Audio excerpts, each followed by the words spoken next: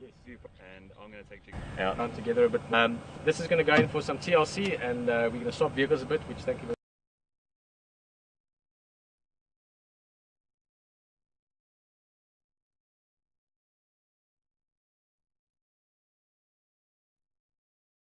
And also see what else. We might go into a new area for some of you that we haven't been. I can't promise, but very good chance, so do stick around for that. And join us for a lovely afternoon drive here in Sabisa, South Africa. So look around. Sound back up here, and at the same time, just before we head off, introduce myself there, but behind the camera is VM, who's been with Hayden before. So VM, nice to be on the vehicle with you. And also Will, Graham, Pete, everyone back in the final control. Very, very busy with lots of things. Thanks you very much, guys, for everything. It's a lot of fun, but yeah, we're doing a lot of exciting things here all at once at the moment down here. I'm going to just slow myself down a little bit, because first and foremost, why we are here is we like driving around in Africa, finding wildlife and enjoying the beauty of it. There's actually, it's one of those days, and it's so nice to be able to kick it off like this, keeping in mind we only started doing the test yesterday. There's so much going on at the moment here on Western Gari, which is the Djuma side. We had leopard this morning, there were buffalo around, there's elephants around, so there's so much happening that we can potentially find. But then I have one specific area in mind that, you know, it's the second time I'm mentioning it, but I'm not going to mention anything about it or where it is, but for many of you it might be a brand new place to see, so we're going to try and fit that in as well. But that is dependent, keeping in mind that we are sort of stretching our muscles at the moment, seeing how and where and what we can do. It is going to be dependent on signal, whether we can make it all the way there. We will try that as it evolves the rest of the afternoon. Nice and hot. We had overcast weather earlier. It was sort of hot early morning, then overcast, to an extent nice and cool then. And then it's opened up again, and actually a very pleasant afternoon, but certainly is summer. So I think as it cools down towards evening, we might get a bit more of activity of wildlife as well. So it should be a fantastic afternoon. I'm going to be quiet for a little bit now because I'm talking too much, because we will be doing a lot of things building up to this moment. So enjoy it, sit back, relax, and welcome you in Africa with us.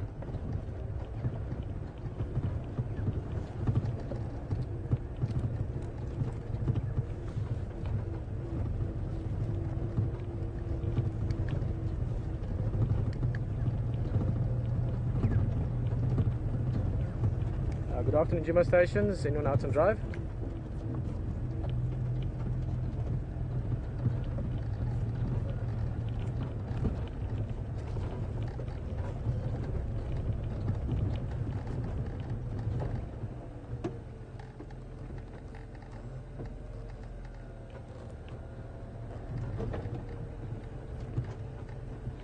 Okay, good afternoon, Andrew. Thanks before.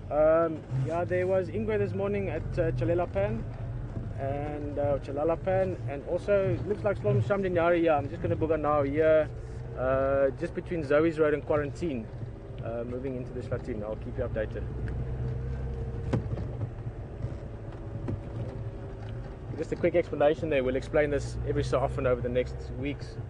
That is just talking to the game drive vehicle. So again, we working very, very closely together with the different rangers and guides of the area, and just checking with them who's going where, who's potentially seeing what, and that plays a massive, massive role in being able to find the wildlife. So that was Andrew, who I've known for years, super nice guy.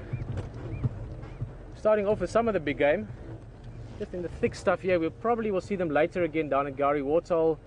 As it gets later on, they will probably go to drink. But let's just show you, because there is one of the big five. Let's have a look there. We'll get closer just now. These are buffalo, or Cape buffalo. You also get buffalo in India, which is a different species.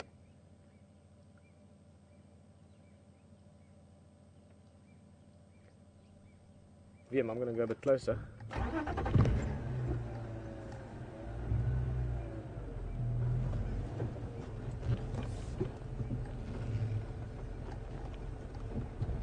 The big five term is an interesting one. We haven't touched on that subject much yet. I'll save that for when we're driving along just now. But buffalo, relative to the terminology of what the big five sort of implies, they certainly fulfill the characteristics of it, shall I say that. Wait, sorry. I'm going to go a bit closer still. They're sticking behind the branches here.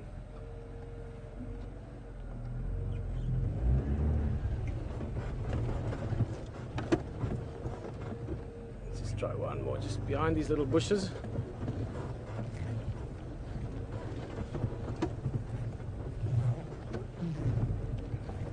I actually thought it was a bigger group, but it looks like it's just a relatively small group here. They're making it difficult. There we go, there's a bit of a view of that one. Nice big bull. Beautiful deep curls to his horns.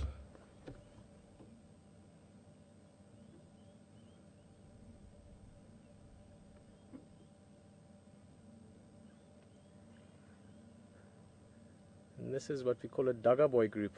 No, yeah, there's a young bull. Earlier when I spotted them briefly, I thought it was maybe a herd, but it looks like just a bunch of bulls together, a few males together. A little bit jumpy, which is interesting. It's not because of us. You know what? I think it might actually be a herd, and we're just looking at the tail end of it. I just saw some movement, but we're not going to see it on the camera at all. Right in the back. So there is probably a herd here. We'll come back later again if there's time, or if Hayden gets out there with the jigger, he'll look around the area closer to Voyatella camp. And these guys, buffalo, have to drink normally at least once a day. They just with the way the digestive system works and so on, they do need water once a day, twice a day, even if it's readily available.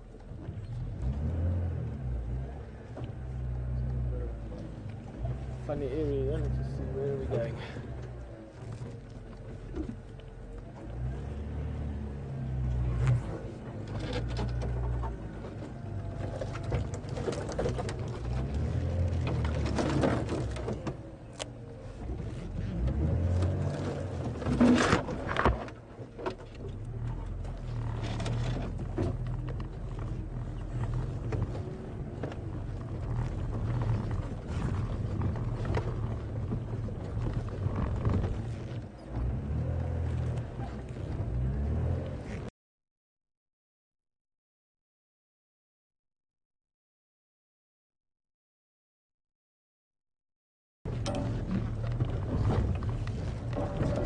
Okay, I think we can. Whoa!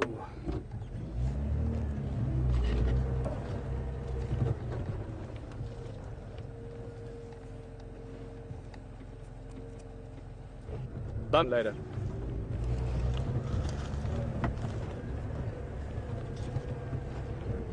You know what? I'm going to share something with you now, which I hope makes sense in explanation, because I just smelled it myself, and that's explained why those buffalo did that. Now, if those of you that have seen lots of buffalo before, they're normally very relaxed with vehicles. Sorry guys, this thing is falling around and I have to look after it. Let's just see if that works for now. Alright. Buffalo normally are very comfortable with vehicles. In Sabi Sands, the area we're in, they're very habituated, they're very used to vehicles. So that behavior was a bit strange for me when suddenly they behaved as if there was a predator around. That's what bothered me. Not as if there's a lion imminently upon them, but as if they sensed something, smelled something most likely that bothered them. And it was a bit odd, but I thought, well, maybe, you know, maybe who knows. But then as I turned around and I drove into the wind, I smelt it and it clicked. Who drove this vehicle back earlier today? Out of interest. You can remember VM? Yeah. VM did. Alright, VM drove this vehicle, which is great because he's also looking after her. Ah, elephant! But let me do that very quickly. VM, what happened, and this is a very cool thing, you drove through some lion dung somewhere en route. I could smell it earlier. It's on the front tire here. It sprayed up against the inside of the wheel arch.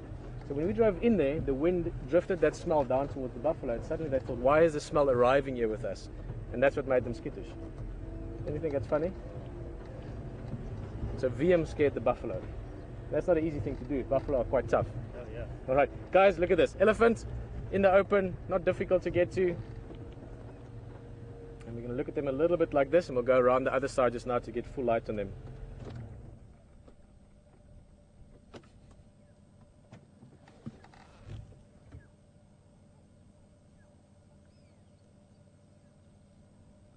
Definitely one of my favorite animals. I love elephants.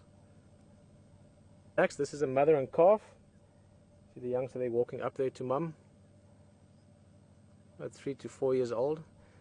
Guys, if you have any questions or things you want to mention to us, keep in mind you can join in the conversation. You can ask questions at questions@wildearth.tv, or you can tweet us at #SafariLive. And depending on what and how, it'd be great to maybe chat with you or give you an answer to something. It's a small group of ellies, not a lot of them. There were about 4 or 5 of them the last few days that's been hanging around this area. This female and youngster, and then 2 other sort of sub-adults. You can see them there in the distance. They'll head over here in a bit. Let's go and sit the other side of them. Get some full light on them. You can see the ears moving like that.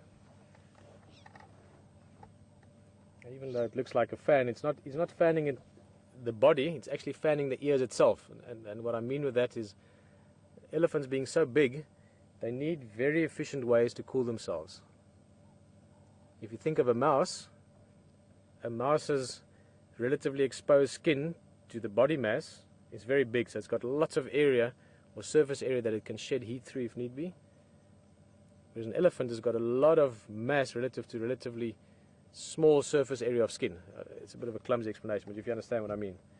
So they've got to have very efficient ways of cooling themselves, otherwise the body will get extremely hot when they're moving around or when it's very hot outside. And that mechanism is their ears. It works pretty much like a radiator. So with cars, you've got water running through the radiator, and if wind is moving across it, and also running through that process, that water is cooling down and then goes past the heat, takes the heat with it, absorbs it, or picks it up if you want, then back to the radiator again. The ears do exactly that. So you've got the elephant's big ears, like that little guy was flapping it just now, and there's a lot of blood veins and blood vessels running through the ear, and by moving the wind across it, the ear is very, very thin, 4 to 5 millimeters, if that. It's cooling the blood. So the hot blood from the body comes through the ears, cools down. There's one walking in nice. This is a youngster that might give us a bird of attitude, which is normally fun.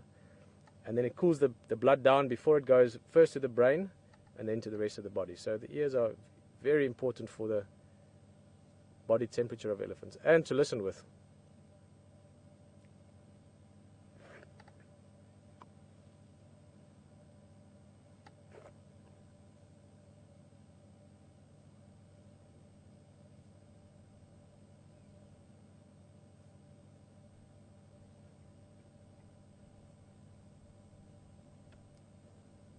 Good morning, Joyce.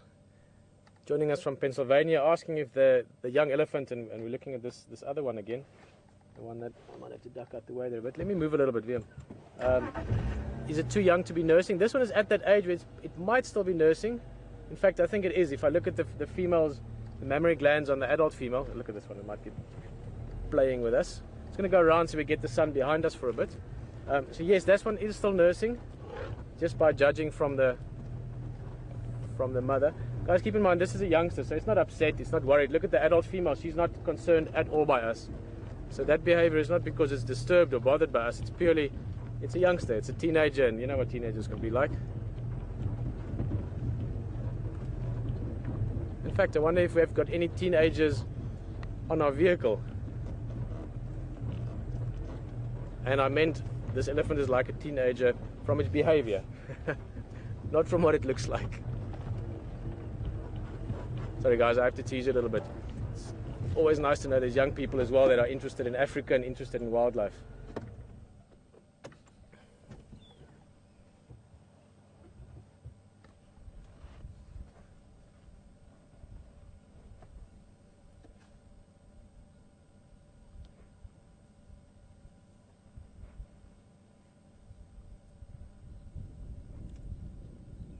Yeah, lovely scene there. So here's the adult female. If you look very carefully, you'll see there, just sort of under the front legs, is the mammary glands. Interestingly enough, that elephants lactate between the front legs, so that's where the calf would suckle. Jeannie from Virginia just asking about the tusks on elephants, asking what age they develop. Just before we look at the tusks, Jeannie, I'm going to talk about it now. Just look at the trunk of this female. Very interestingly, it's missing just the tip of it. So the front probably a few inches was damaged or hurt in some process. There could be many explanations. Sorry, I hope we could see it. And then she walked off. But if you have a careful look when she lifted up. With the African elephant, they have almost two sort of fingers at the tip of the trunk. Indian elephants have only got one. And that's very, very dexterous, if you want. It's a very, very handy part for them to pick things up and to do things with. But this female has got no problem surviving. In fact, she's even using the end of the trunk still to an extent like she would have if it had the full length there. I'm going to try and show you again. Just move along a little bit. Jeannie, as far as the tusk development goes, we're going to talk more about tusk just now because there's some interesting things about the tusk itself as well that you can see by looking at the tusk.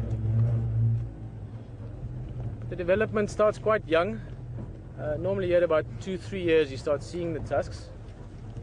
But then also tusk development, not in terms of the age, but in terms of the growth, can have a lot to do with the area. So you get some places where elephants have got bigger tusks and others not so big. It can depend on minerals and the water content and things like that. I just want to show you this female. I remember this female from somewhere along the line. That little thing on her ear.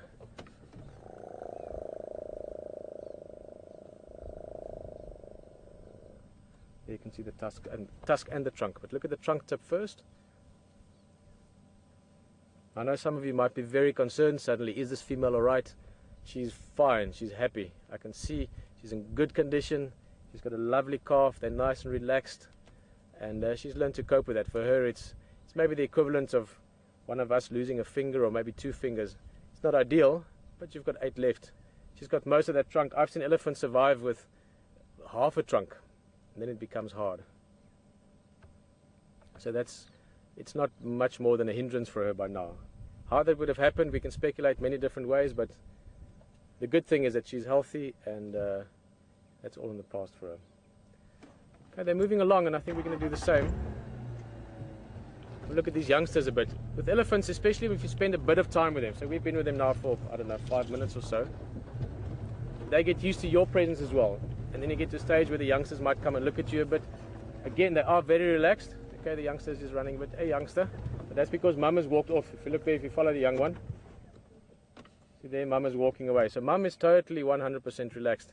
So much so that she walked away further from her calf than what the calf was to us.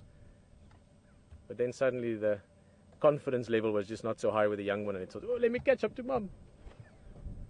So these guys are moving fast to keep catching up.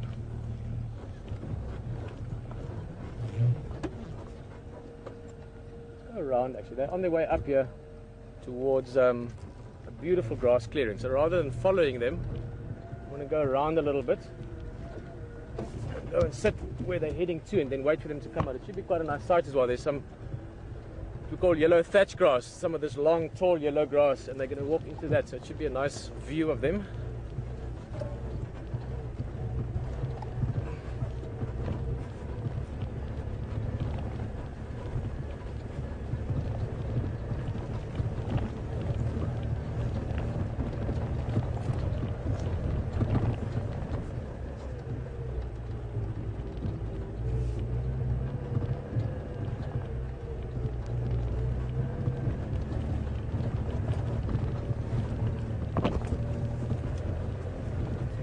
Look at those elephants one last time, and then I'm going to cover a bit of ground. I've still got a destination in mind this afternoon.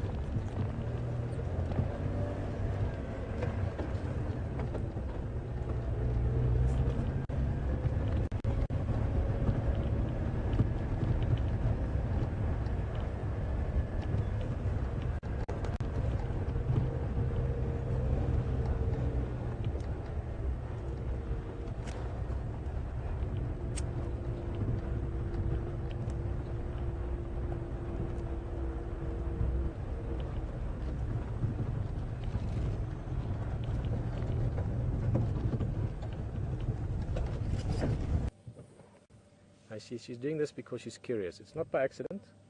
We've been sitting here, the others walked further around. She just wants to come say hello. You see there, she stopped, little head of the shake of the head, just asking us what are we doing. It's not aggressive, it's not bothering, it's not telling us anything. She's just saying, what are you doing? We're sitting nice and quietly. We're not antagonizing her by starting the engine and moving backwards or forwards or anything. We're just saying, no, we're just enjoying spending some time with you. And if these ellies stick around a bit, which I hope they will, we've seen them for 2 days in this area now, We're going to spend some time with them and they will get to know us a little bit, the same as we're getting to know them. You must keep in mind that elephants are highly, highly intelligent. Considered the most intelligent mammal on land, or land mammal, other than humans. I always like to say, sometimes I wonder even about that. We're dealing with animals here, more intelligent even than things like chimpanzees, bonobos and gorillas. So we might not understand them as easily as chimpanzees and gorillas because we're not as closely related to them. But you're dealing with highly intelligent, highly intuitive animals. So if you spend time with them, which is one of my favorite things in the whole world to do, you do get to know them. So I'm very excited over the next few weeks to get to know some elephants again. Some individuals, hopefully. Because with individuals, the same as with humans, you get to know certain individuals that are more curious than others, more playful than others. Here's a nice view of elephant grass, which is not really a specific grass species. This is yellow thatch grass, but in a lot of your old safari books and exploration books, often this tall yellow grass was referred to as elephant grass, because you could sometimes walk through it and not even see the elephants.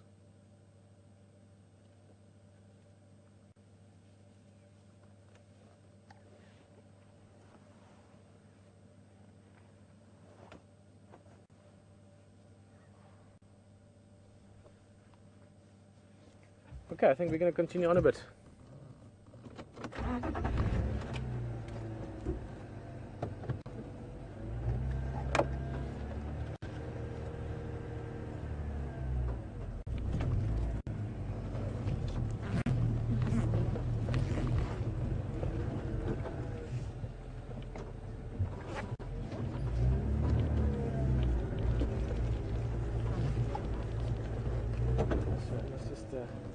There it is.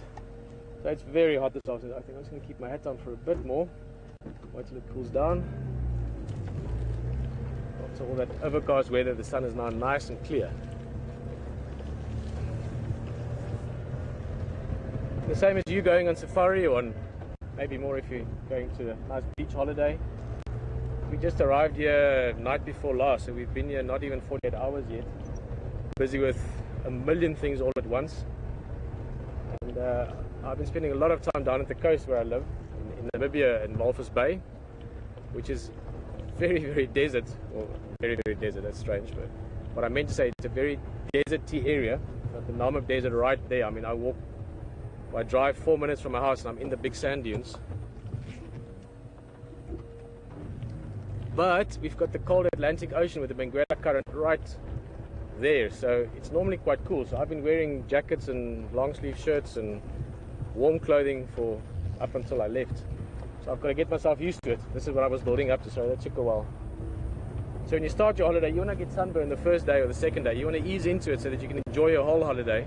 And that's what we've been trying to do, all of us, especially those that haven't been in the sun that much in the last while, trying not to get too burned. So slowly just building up our resistance to the sun.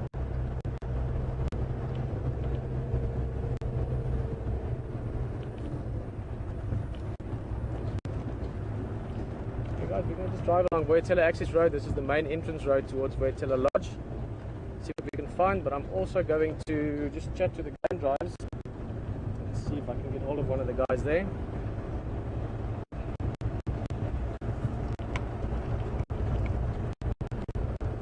Good afternoon, all stations. This is Pieter heading out to drive. Anyone from Arethusa that copy?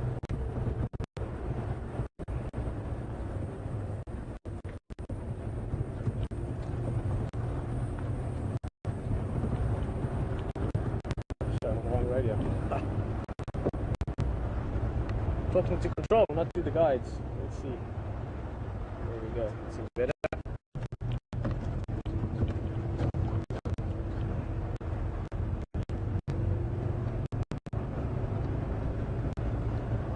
Good afternoon, stations. This is Pieter heading out and drive from Western Gari. Any Arethusa stations that copy?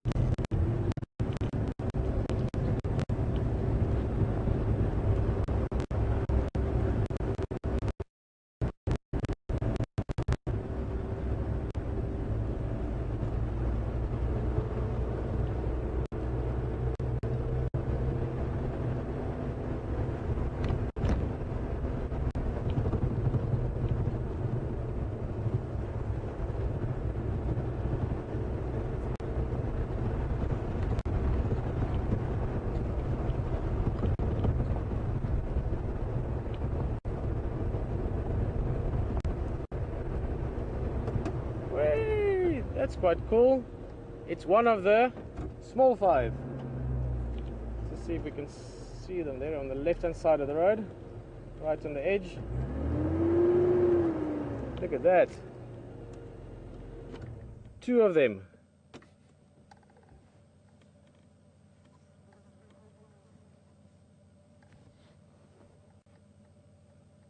I'll tell you one of the other small five, it's called an elephant shrew. And a buffalo weaver, which is a bird. Elephant shrew is almost like a little mouse, except they eat insects. And this big five version we haven't seen this afternoon yet, but we did this morning. This is a leopard tortoise. And it's not typical that you see them together like that, so I don't know if there's maybe, it could be coincidence, but they're not social animals really. I can't see the one in the back. The one in the back's walking away, huh? I was expecting that they might have been mating, but they would have been in a slightly different position then. So I don't know, maybe they just bumped into each other and they're just catching up. This leopard tortoise has survived something probably quite some time ago. When it turns, you'll see on its back it's got an old scar there from something. Maybe something had bit it or stepped on it. But it's looking healthy though. Okay, now maybe they are mating. Sorry, I thought the other one behind was walking away, but it's not.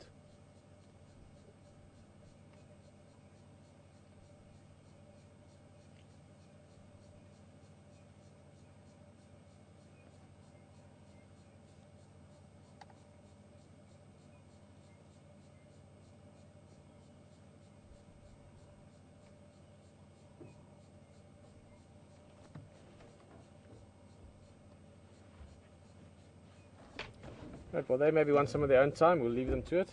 I'll try and get some of the guides on the radio again.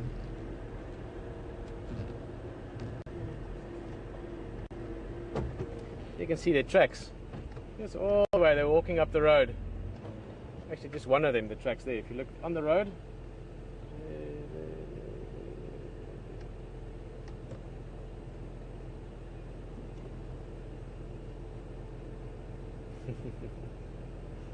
lots of little steps. Tortoises, as you may guess, are not the fastest animals in the world. But then they don't need to be. They're carrying their security on their backs.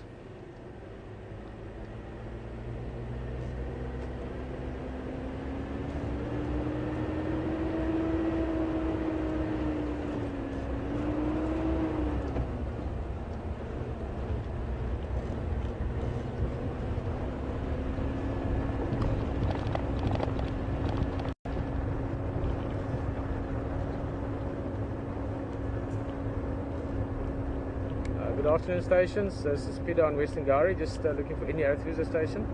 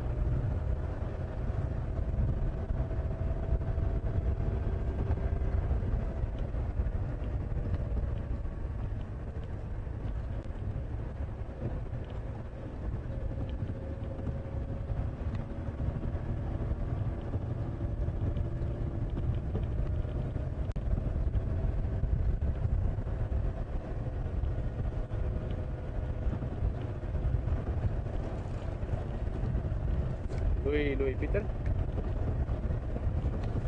Louis, lekker. Lekker, dankie. Ek is nog hier by Western Gary, maar ek wil graag op Aretusa inkom. Is Rian of iemand op drive?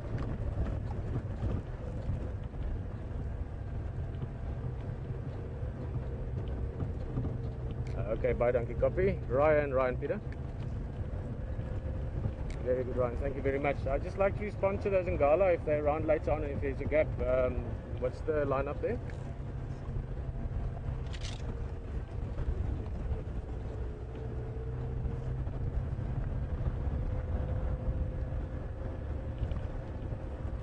Just here, I'll almost be on Triple M North, sort of halfway between Gari Gate and Triple M Junction.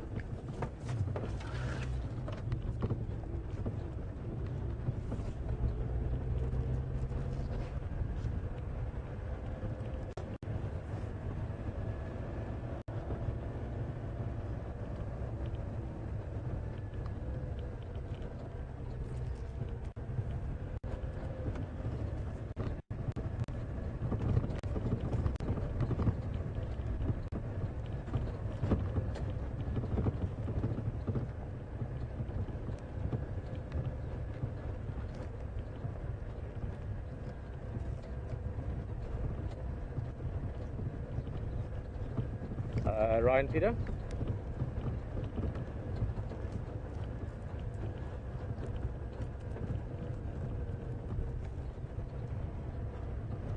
Okay, copy. Thank you very much. Yeah, I'm still a ways off. I'm going to make my way slowly that way.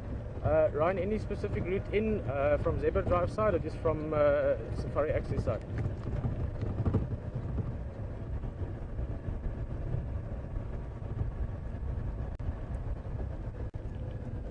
That would be great for the view as well. So I just come down your normal driveway and then over the wall from that side. Bonga, thank you very much.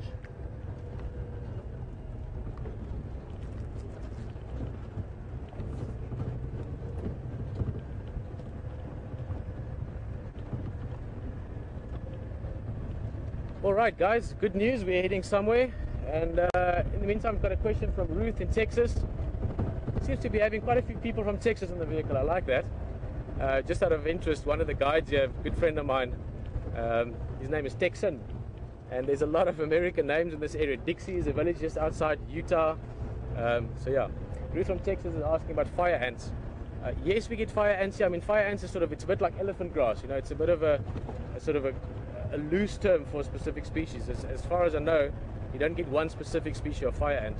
We get a species of ants called tenacious ants, and they are called that because when they bite you, it could feel like you're on fire. So they could be loosely referred to as fire ants, but they don't inject a venom like you do get some ant species. Actually, HT might know a few more of those. He's been to some exotic jungles and crazy places where you get the real deal fire ants. But over here we just get the ones that are called tenacious ants, and trust me, they live up to their name. I stood in some yesterday at some stage, and you're standing around just minding your business, bothering no one, and the next minute, normally you see someone doing a bit of a funny dance where they're slapping their feet, and if you don't know what it's about, you soon find out that it's those ants. So Ruth, yes and no, not the specific fire ants, but we certainly do get ones that can cause a bit of fire on the ankles.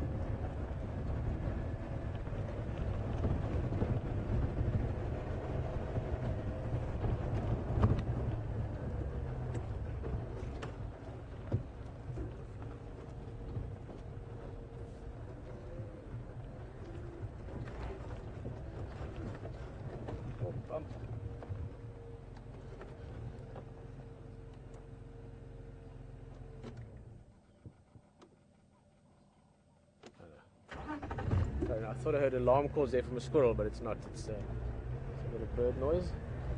Squirrels are one of our great allies in the bush for us that are looking for big cats the whole time, which are all of us. I mean, we're looking for small things as well, but I'll be honest with you, when I'm out here, I always hope to see big animals. I just like them. I like elephants, but I like the big cats. I like leopards, and I like lions, and I like cheetahs. And squirrels are very good at pointing those out for us, especially leopard, because it pays off for them to do so, because leopards sometimes eat squirrels. So they obviously aren't very well liked by squirrels. So if squirrels see them, and I'm going to try and say squirrels at least another 10 times in the next minute, because squirrel is a funny word for a little animal that looks like a rat, but because it has a fluffy tail, we like it. So squirrels, apart from being cute rats with fluffy tails, and therefore that are liked by people, they're also liked by us because they help us find leopards. If that made sense. So we're always listening for it. If we hear a squirrel call, we stop and we look. It might be a snake, might be something else, but very, very often you go look and you'll find a leopard where the squirrel is calling. Right, we are now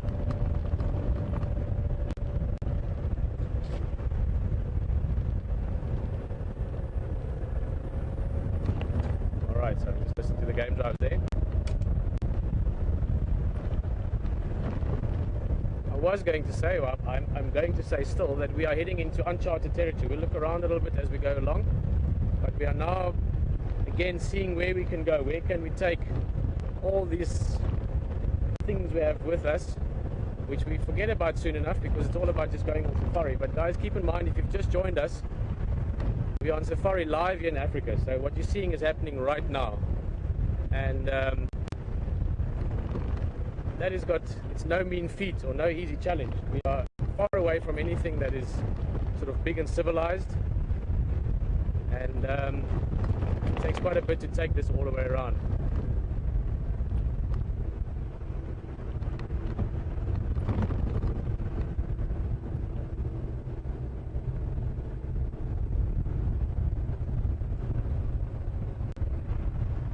Mary, I'm going to get to your question just now. But so I was just saying that we're busy checking a little bit how far we can go with all this equipment. So to get you to join us here in Africa, we have to be able to get what we experience to you as well. And we're still learning how far we can go with it, and we're busy tweaking and changing and adjusting. So I don't want to talk now because we might break up a little bit down in the dip as we're going through the lower area. We're now moving further and further away from base. Just going to go through the dip and then we'll talk again.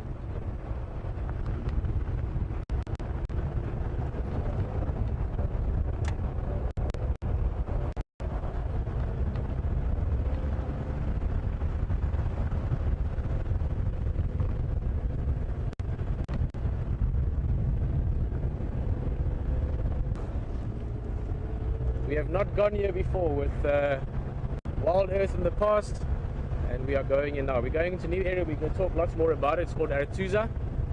It is the neighboring area to Western Gari, or to Djuma, and we're going to be exploring that as well over the next days and weeks. So very excited. I love nothing more than driving a new road, so that in itself is something I'm very happy about. And I've been very serious this afternoon, I think. So much going on. So yeah, we're exploring a new area, and we've got something I can't promise, but I can almost promise something very exciting waiting for us later. So we've got a few friends that might want to come and join us on safari. Get them over in about 10-15 minutes or so. Can't promise, but there's going to be something you're going to like. Mary from Kansas is asking about how many sets of teeth elephants have in their life. Now, Mary, I'm going to have to be very honest with you. This is one of many facts about elephants that I used to know off the top of my head. I used to know almost everything I could get my hands on about elephants. But as time goes on, you sometimes, as they say, forget things that other people have only learned already.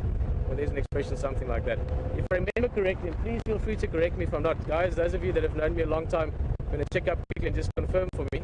I remember correctly, I think it's 6 sets, but it might be 7. But it's very interesting how it works, and I'm going to talk about it just now more just now, which is even better, because it's interesting with the African elephants, the Loxodonta africana. There's a few other things about the teeth that's interesting as well. But I just want to show you quickly, because Arathusa is quite a big name to get out. That's how you spell it. Arathusa, or Arathusa Safari Lodge to be more specific. They are also allowing us to come into their land, which is great. It gives us more area to drive around in, more places to find wildlife, and I think that's what we're going to do this afternoon. So just a big thank you to them. Around. So coming back to teeth, elephants, the two species, the Indian elephant and the African elephant. The African elephant is called Loxodonta africana, and the Loxodonta comes from the teeth itself. Now on the teeth, I've got these teeth. So imagine them, this is the flat surface. So the piece that you chew with can be even bigger than that, but let's say about that size. And on them you have lozenge shapes. So imagine a diamond shape, but with sort of caved inside. So the sides are like that, like that. That makes sense. So there and like that, making a diamond shape, and that's called a lozenge shape. And the Loxodonta africana is named after that because of these lozenge-shaped ridges on their teeth. And as I said, Mary, if I remember correctly, they get 6 sets, maybe 7. Someone will confirm for me just now, please. And those teeth change interestingly as well. But let's look at these impala first. They've got some interesting teeth as well. I was explaining briefly yesterday that the front teeth with impala, they loosen the sockets or in the gums, so they can move a little bit. I mean, I don't mean loose like if they have a cold and they sneeze, they fall out, but they can move a little bit, which gives them a good angle for grooming. So teeth are very important to nature, as we all know. They're not just for smiling at the camera with. They're also handy for a whole bunch of other things. Ask a leopard or a lion. Thank you very much. Just Will just confirming there for me that it is 6 sets. That's now elephants, not impala. And we'll discuss 1 or 2 more interesting things about their teeth just now. Oh, there we go. There's a couple of impala just running across the road just for... I think there's a couple of them going to do it. I love it when impala run. They're just so beautiful when they're running.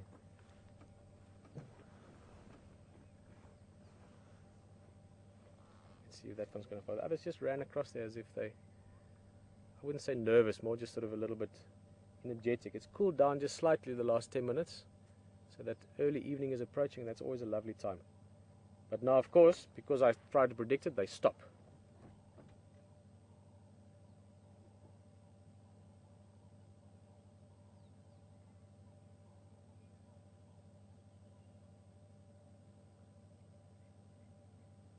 And there's one running again.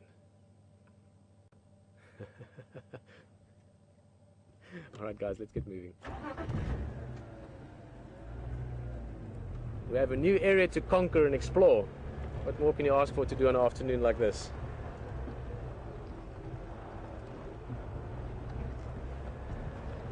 I was trying to be... Let's have one last quiz at them. Beautiful antelope. I love those little black tips on the ears as well. Come on guys, I'm talking about you, don't run away. I'll show you some other time. Right on the ear tips, they've got these black tips as well, and that just serves to show predators. If the impalas hear something funny, the ears point that way, the predator might just look like there's eyes. It's a visual cue that, hey, something's been spotted or heard and we're now aware of you, we're onto you. It's not just the ability to run away from predators or to detect them early, but there's also lots of communication and coloration and things that play a role in predator-prey behavior. Teeth play a big role in predator-prey behavior. So we'll finish with the teeth thing just now. But Mary, just to finish off for you, so those 6 sets of teeth, they change throughout their lives, and they change on a horizontal plane. So it comes out not like our teeth from below, but it comes out almost like a very, very slow conveyor belt. One set and then the next set, like that. And they get their last set, if I remember correctly, here around their sort of mid-30s. The last full set is there, and then they normally have, you know, set 6 is the newest one, 5 and 4, and bits of 3 left still, and that wears down over time. So that's why most elephants, sadly enough, or maybe not sadly enough, die from old age, and normally because the teeth eventually wear out and they can't feed anymore. They can eat, but they can't chew the food very well, and then they obviously need to eat a lot of food and not being able to chew it properly. They don't get the proper nutrition, and that eventually wears them down, which is old age. Something none of us can get away from. We try, we think we can, but it's part of the circle of life.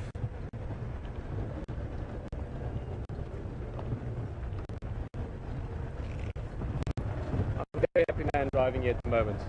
Everything's going well. Driving a new road, it's a beautiful drainage line. There's all this area to explore that I don't know yet, so that's personally very exciting, and there's nothing better than exploring a new piece of Africa, especially when it's in such a game-rich area like this, where there's so many big animals, small animals, pretty animals, not so pretty animals. You don't luckily get any ugly ones. Maybe one or two of the spider species. And lots of areas we're going to look at. This area we're not going to stop because I want to get to where we're going now. There's a surprise waiting. But this area, if we look towards the left here, this is the Aretusa airstrip. So obviously this is for aeroplanes, but it's also a nice big open area. I can almost guarantee that in the next 6 weeks we will see cheetahs here. Other things as well, but the cheetahs love hanging out there. It's a nice flat open area for them. But we're not going to see cheetahs today. Or maybe we will, but not that I'm aware of.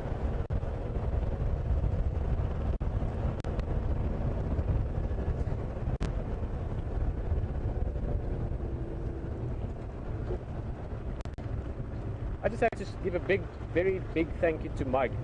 We'll maybe meet Mike at some stage from Djuma. He's been a massive help to us in helping us with these new roads. Even us game rangers can use a bit of technology. And he gave us this map which actually shows me real time where I am without having to use too big a technology that could interfere with our equipment on the vehicle. So even though I know where I'm going, I know some of these roads, I'm just going to put it on to make sure I don't entangle myself in roads I don't know. Mike, thank you very much. That was you're a lifesaver today, and much appreciated by both HD and myself.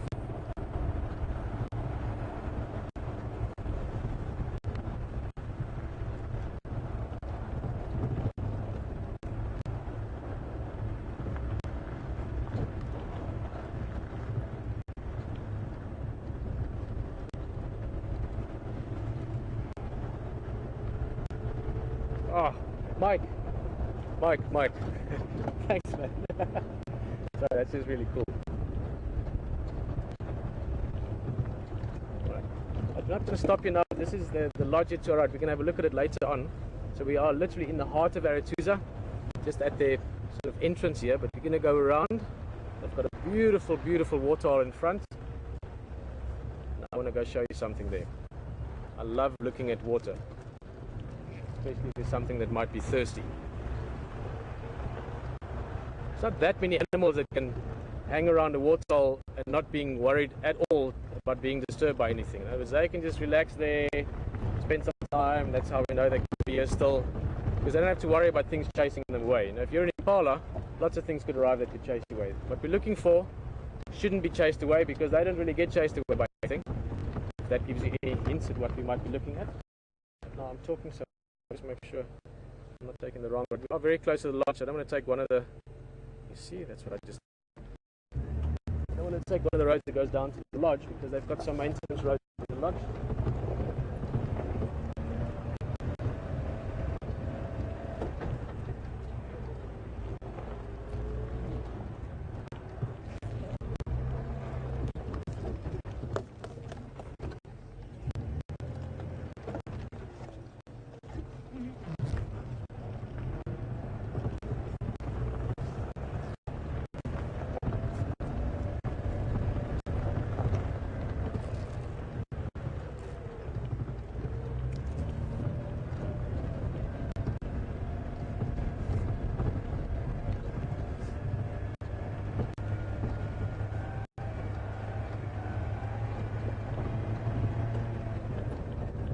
Rodney again. Is this Rodney whose daughter's name Candy? Is this Rodney from Djuma days? You know, your voices sounded like Rodney that I used to work with at Djuma. Good afternoon. Are you still on location with Ngala de Aretusa? Okay, can I join you there? It's Pieter coming here from Djuma.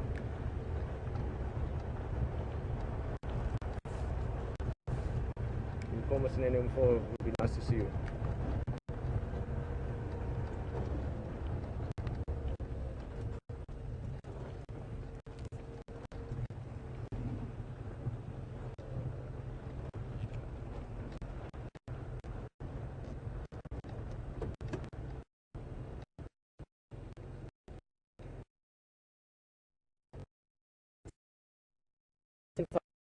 Technology.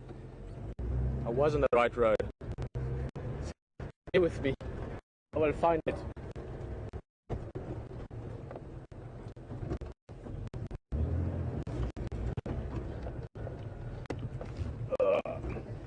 have no fear. We will find it.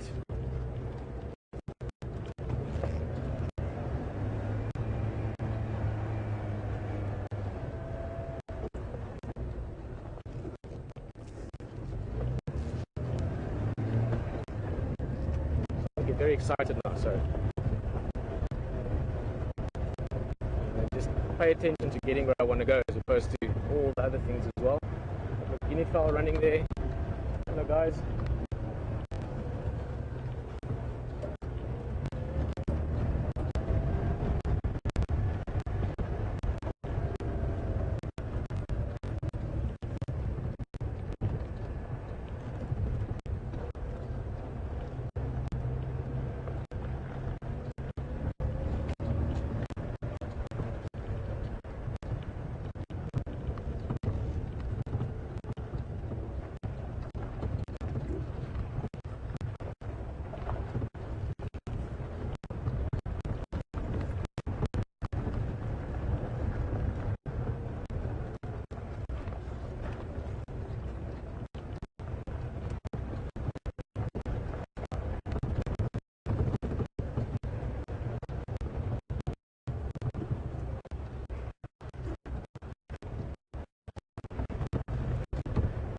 Right.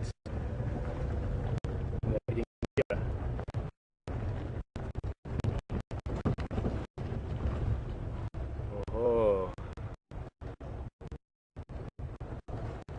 I got special permission from Ryan. Ryan is the guide or the ranger at Aretusa. Meet him at some stage along the drives. Super nice guy. And he said we can drive across the wall because we're right at the lodge. We're in the heart of the lodge. Here's the lodge on the one side. Some of the rooms down to the left and the drainage lines. So we're really in the heart of the lodge. But all their guests are out and drive. So he said, listen, you guys are welcome. Drive across the wall past the lodge. It's a lovely view. Look at that. What a place to stay when you come and visit Africa. Like Voyatella Lodge at Djuma, also on a waterhole. So you've got the attraction of the waterhole apart from it being lovely itself. But wildlife always visiting waterholes. It's always a nice thing to be able to go and view. And I'm going to stop far away to start with because there's a surprise waiting for us and we're going to get right up close to it. Look over there.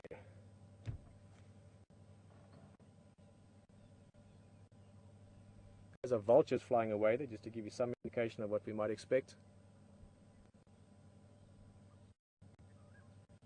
Look at that, guys. Isn't that amazing?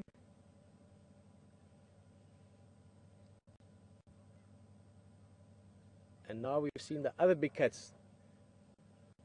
Leopard this morning, lion this afternoon. Isn't that awesome? Guys, also keep in mind that tomorrow, if all goes well, you'll be able to visit this waterhole as well. We'll have a camera on here and you'll be able to see what comes down and comes and visits the water. These lions might stick around. I don't know exactly all the details about them. I got the basic background on them from Ryan earlier and from Mike again. He's helped us so much today. But these lions might stick around for a day or two, but we are going to see lions this afternoon. No, sorry. We are seeing lions this afternoon.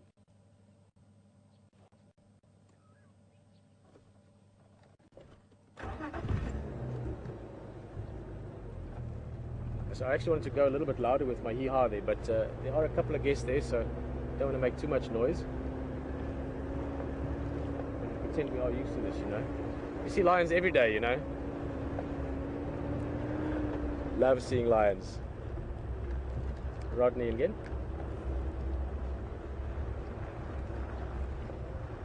Rodney again.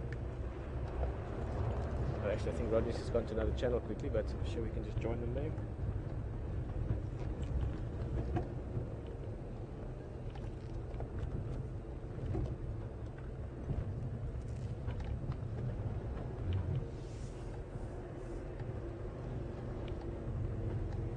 And come off, I just wanted to get final permission to go into the sighting, but I think Rodney's on another channel.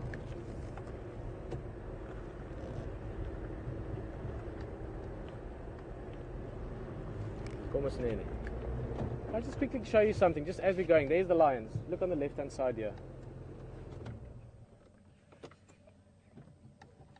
Now, people often have this perception that animals live in constant fear of their life with predators around. These impalas know there's lions there. They can see them. but they know that at this distance the lions can't surprise them and they can outrun them. So they relax. Look at them. Just another day in the bush for them. But I'm sure you don't want to look at impalas too long, because we've got, if I have it correct, 10 lions just taking it easy in front of us. And let's get to them. I think I've tried to lay it long enough. I'm sure you're all very keen to them now. And we've timed it perfectly because they've been sleeping. They've been flat cat, as we call it. But now it's cooling down. The sun's dipping a bit low, up. So we're at the right time. This is when lions are being active. We might get a bit of stretching, a bit of playing. We're really going to get to see this pride. HD, I wish you were here if you're back at control at the moment. This is the perfect lion sighting. Look at that.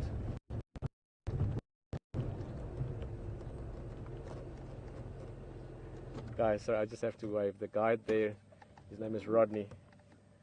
And Rodney was a tracker of mine for a long time. The first tracking job he did was with me. So many trackers helped me learn about wildlife, and I helped some trackers learn about tracking, and he was one of them. So great to see your old friend. Ah, Liam? It's stunning, huh? Definitely. Full bellies. You can see them breathing fast. I can try and move you a little bit. Liam, let me try and get a little bit better position for you. Sorry. See if I can level out some more.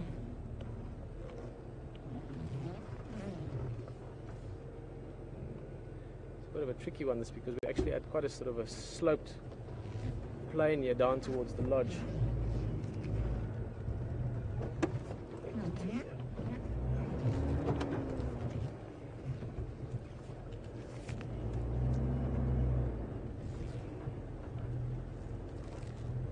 Ah, that's nice.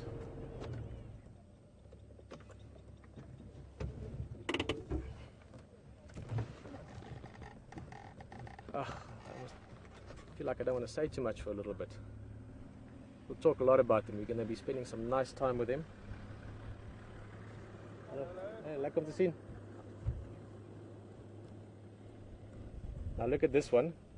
This is the perfect one to look at for the moment. Look at how all of them are breathing fast. Can you see I'm just going to speak softly. There's a few other people around here with us enjoying it as well. You can see how they're breathing really fast, sort of shallow breathing. And that is because their bellies are full. Look at this one's belly. You can see it's like a drum. So they've been eating. And I know from talking to the guides earlier today, they've been eating a zebra, and it's all finished now. But it means they've all got full bellies, which means they're hot because they're digesting a lot of food. And that food actually physically pushes up against their diaphragm, so they can't take deep breaths. They've got to breathe fast. And that's when lions are at their happiest. Full bellies, waterhole nearby, big open plain to chill on. Good times for them.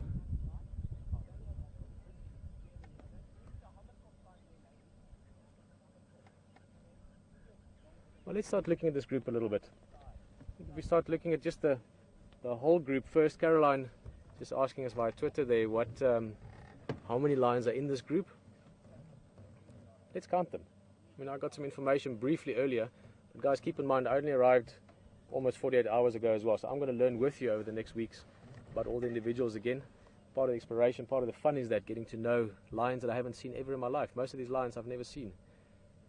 I'll tell you the pride name just now, but let's count them. There's 1, 2, 3, 4, 5, 6. They're lying on top of each other. There's 7, 8, 9, 10, 11. Am I counting right? 1, 2, 3, 4, 5, 6, 7, 8, 9, 10, 11, 12. Almost missed one there. You see, look just behind, just there. There's another one. 12 lions.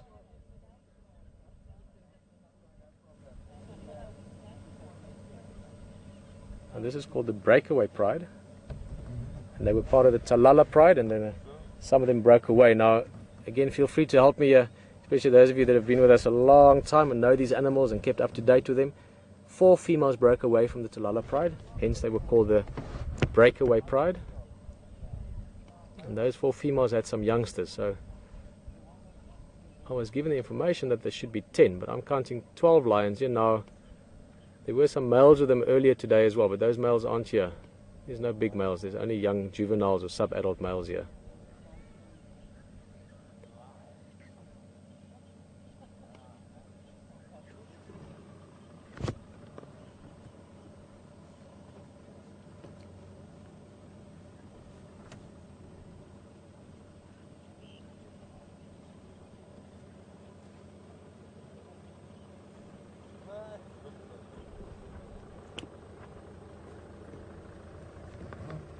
You can see Rodney's coming alongside you. Rodney, how are you for?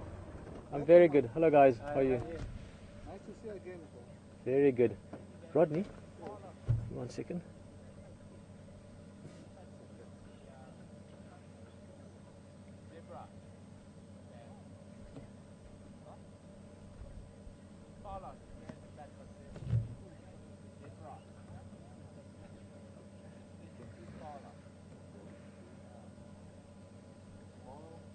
Rodney, I was expecting 10 lions. This is the Breakaway Pride, huh?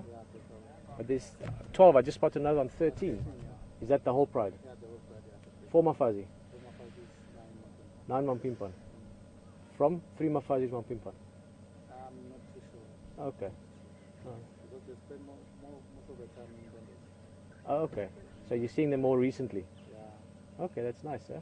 But they've done well since they got those 9 babies. They're now getting all the 9. Awesome. And the two daughters that were here? From the Breakaway. Earlier, yeah. What's the two daughters' name that come here? Those ones are from Matingas, they're from North. Oh, okay. But we do have those 4, the Machingalans. Machigalans. Yeah, Machingalans. Yeah. Spend most of the time inside London and Sabotamon. But they do sometimes come. Perfect. Thank you very much. Thanks for seeing you. Yes, we will see you definitely. Thanks for the update as well and the information. Cheers, guys. Enjoy your safari, yeah? Because the crew, they can move on. Wow, that was a good. For sure. Right.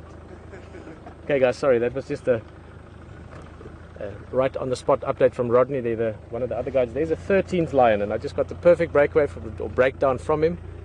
So there are 13 lions, 4 adult females, and 9 sort of juveniles and sap adults, depending on the breakdown of them.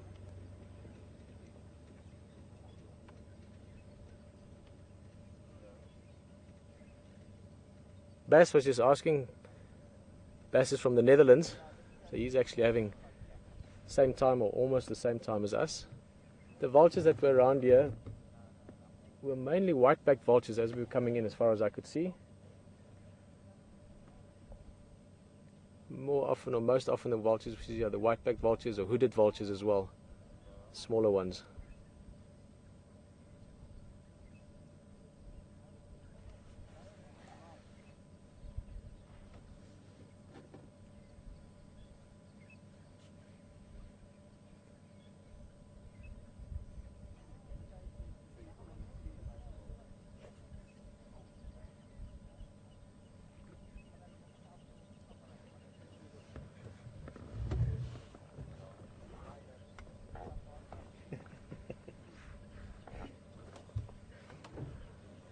Wag vir die papiertjies.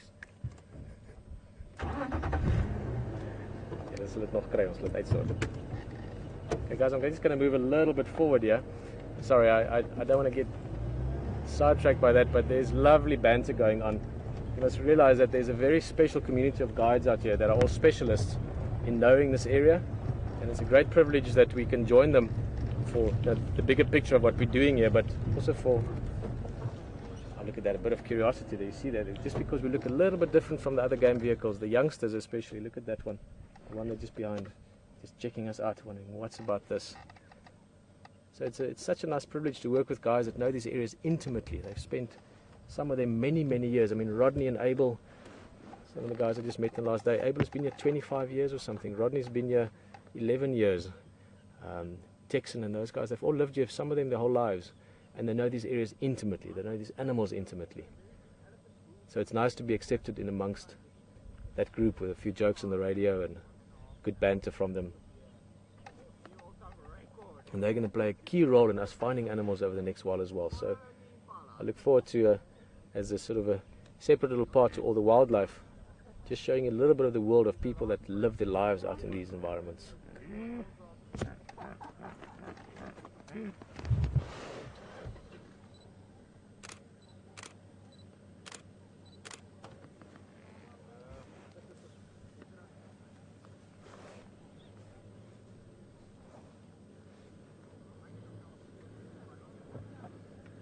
Next, no, baie dankie. Hoorie net, ek net weet is een molwa wat op pad is, enige standbys? Okay, copy, dankie. Okay guys. Negatief is dit.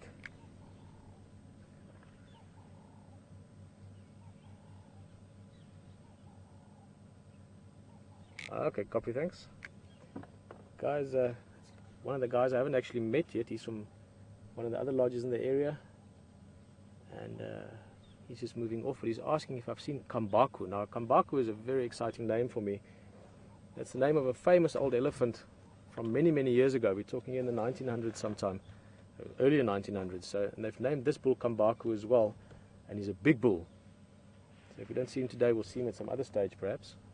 But for now, enjoying the Breakaway Pride, doing what lions do best. They're lying around. That's why they're called lions, by the way. They like to be lying around all the time.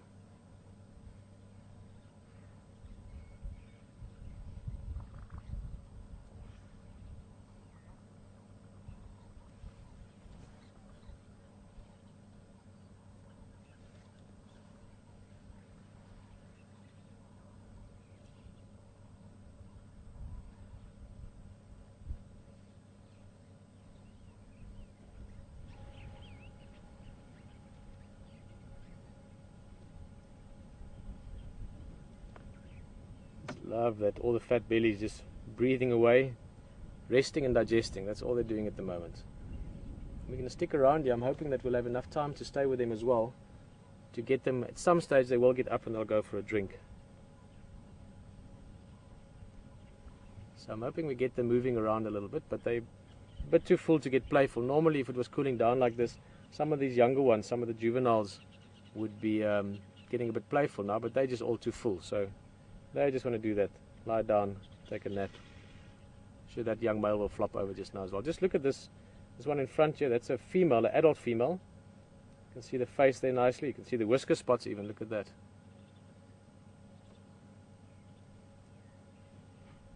Now she's one of the 4 adults, and I don't know exactly how old she is, but she looks to be a mature female, probably 5, 6, 7 years old. And Ben was asking just now, Ben is joining us here from Washington, at what age females can start breeding. Again, obviously there's always variation within the norm, but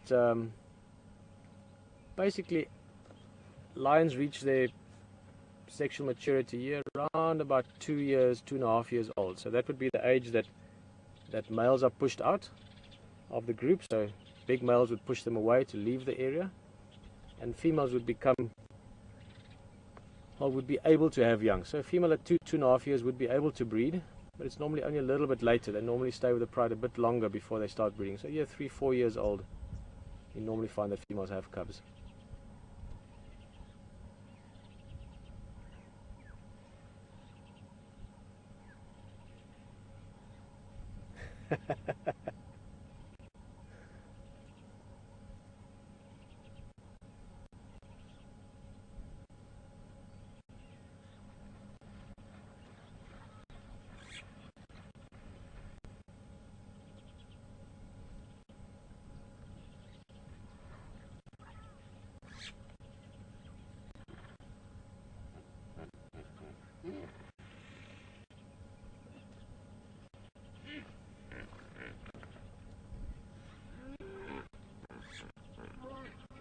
Any stations interested in the Breakaway Pride, my radio volume will be turned down, but there's only one more unlock. Anyone can just pull in if they're close by, if you can't get me on the radio. Over. Standing by.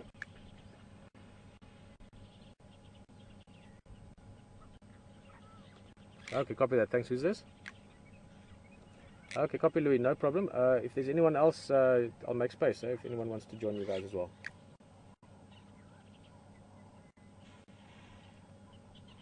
Okay, copy, thank you. A couple other vehicles on their way.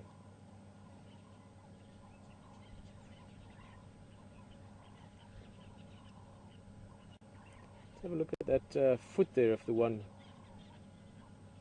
You can see the paw shape beautifully there. We talked about the hyena last night. Hyenas having sort of bigger toes and slightly smaller pads, because hyenas, like wild dogs, look at the little bit lower down, just so we can see the pads. Yeah, there we go. A little bit far. But you can see the nice sort of big toes, big pad. Lions, like leopards, they live not all together, but to a large extent rely on stealth. They want to be very quiet when they're walking. They want to stalk close to their prey and surprise it so they can catch it. So they need lots of paw area or pad area so they can walk really quietly. Things like hyenas and wild dogs, they rely more on running things down. So they need not as big pads, they need to just be able to run for a longer time. So you can see that in the track as well. We'll talk about those aspects again when we're tracking animals.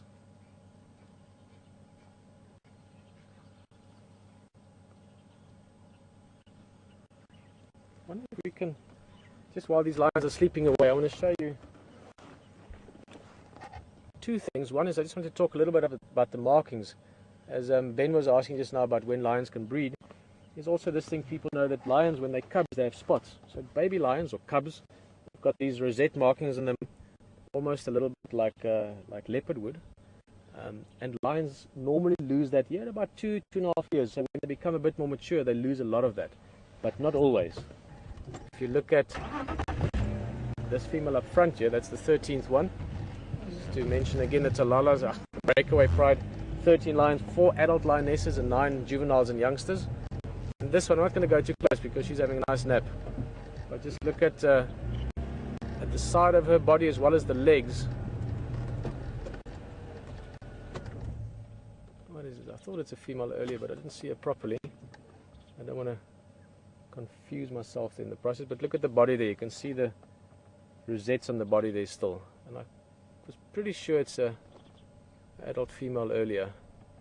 And that does happen. You do get females keeping those rosette markings, sometimes even until they're much older, 5, 6, 7, 8 years old. You can still see it. I've seen old lionesses where you can still see the markings nicely on the legs. So it does vary a little bit. Lions are not necessarily only tawny colored as in one shade. They can have these dappled markings on them, as you can see then. This is an exceptionally good example of that.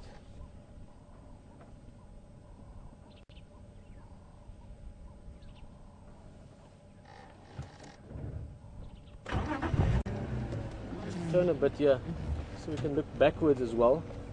Got a beautiful, beautiful view here of Arethusa Lodge. We're in an open area next to the waterhole. There's also a group of hippos that are playing around. I'm just going to reposition us a bit just so we can have a bit of a different view again.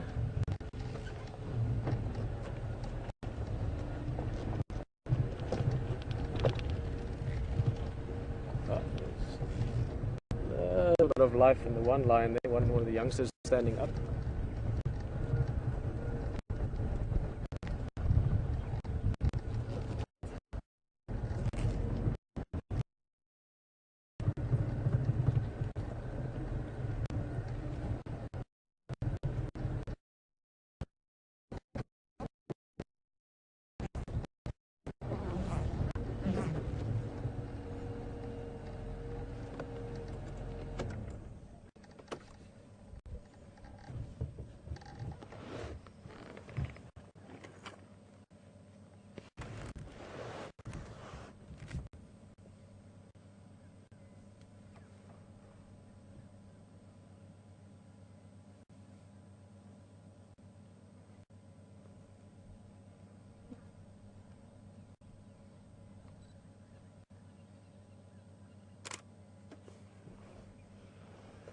There we go. Stretch the belly out a little bit.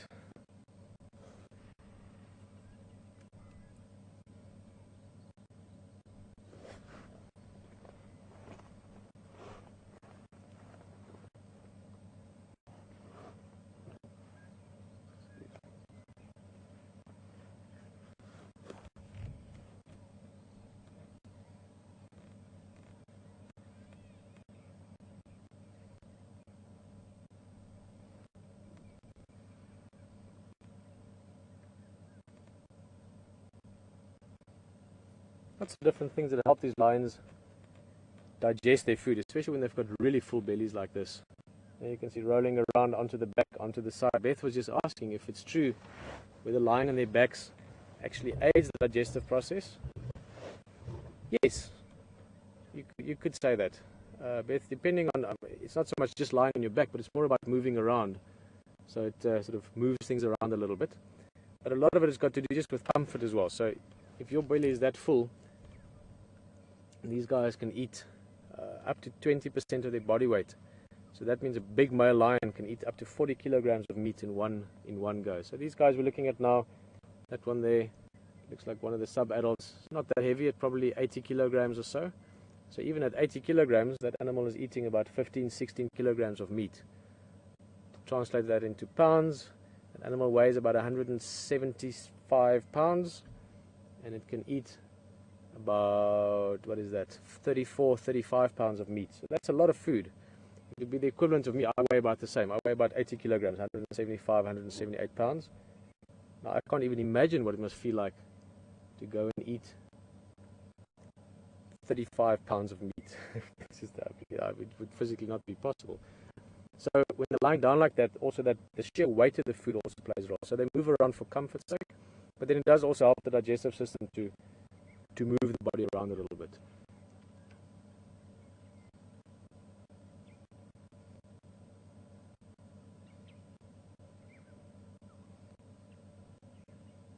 Those beautiful animals. Love the faces of lions. They've got these stunning faces with the black markings, the eyes, the nose, and the mouth.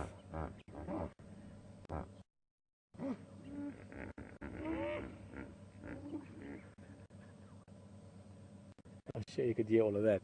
We will look at them just now. There's a bunch of hippos in the water behind us here, getting a bit active for the night as well. But let's just enjoy this youngster. This is one of the young ones.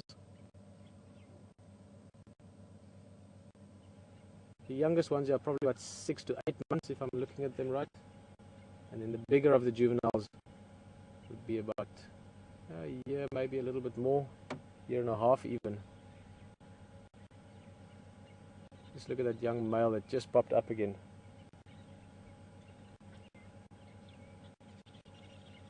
Just starting to get the mane. Now again, the mane is an indication that, oh no, it's lying down again. That one in the back. It's just had its head up, and you can see a little bit of that sort of fluff around the neck developing. But again, that's not necessarily an indication of exactly how old the animal is. Some lions can have, I've seen males with beautiful small manes, but beautiful manes at 1 year and 2 months, 1 year and 3 months old. But those would be lions that are living in an area with lots of food, where they're in great condition. And then I've seen lions that are 4 or 5 years old and they don't have much mane because they maybe don't have that much food. So it's not necessarily an indication, but that male looked like he was about probably 16 months, 18 months. Well, they're all sleeping at the moment again. So let's have a look on the other side here. The lions on that side, and on this side we have the big water owl that we were looking at earlier. Look at that lovely view. That's Arathusa Lodge, Arathusa Safari Lodge. Stunning setting, and as you can experience with us at the moment, great wildlife around them, including a big pod of hippos.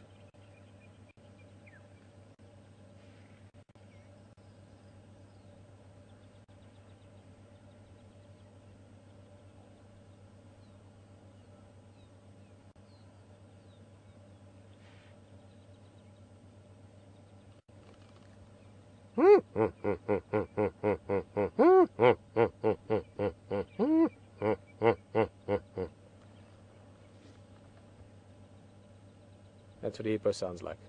But that wasn't a hippo. That was me trying to sound like a hippo.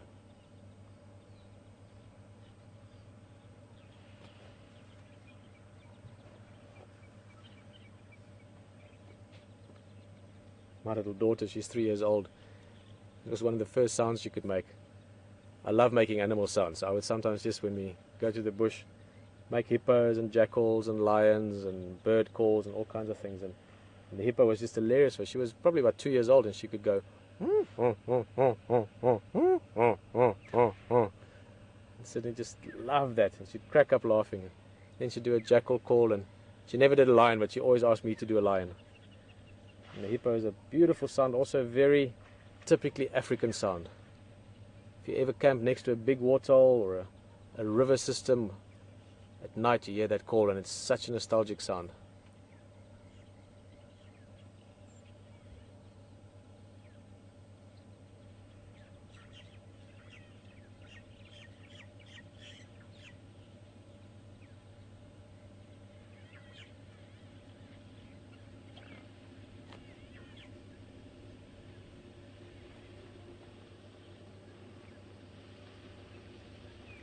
We're just going to keep a bit of a look at these hippos. They're snorting a bit and calling a bit.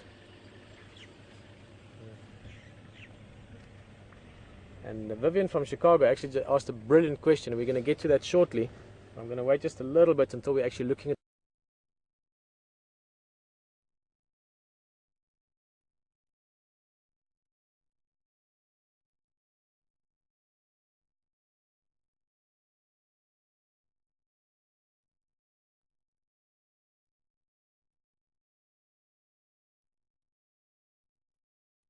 the lions again, Vivian.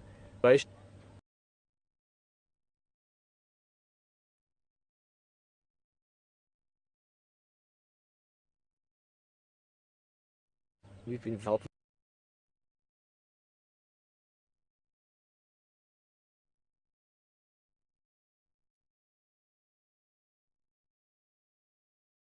Some, keep in mind,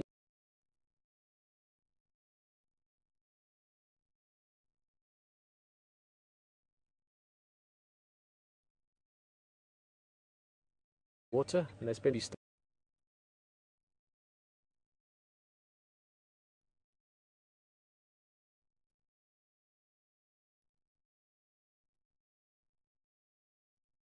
the water on. Interested in there.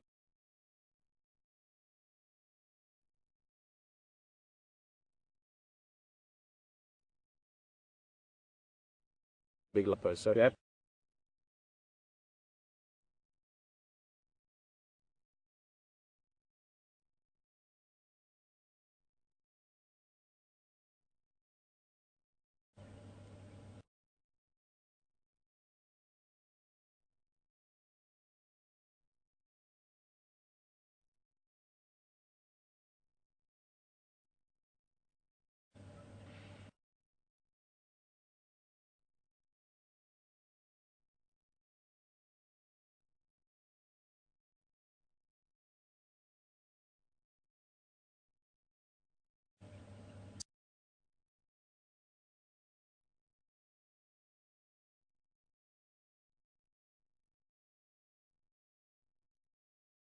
Such amount.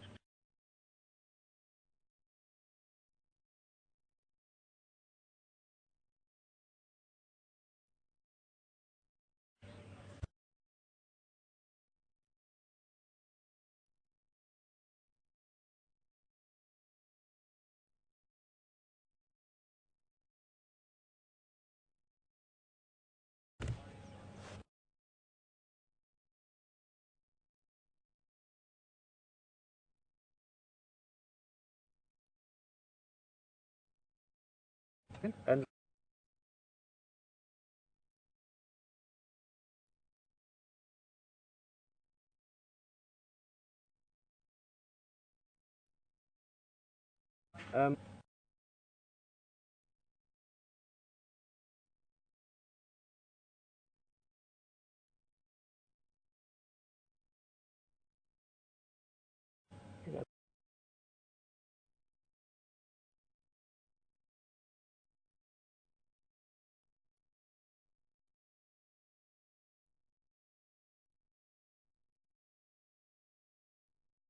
because the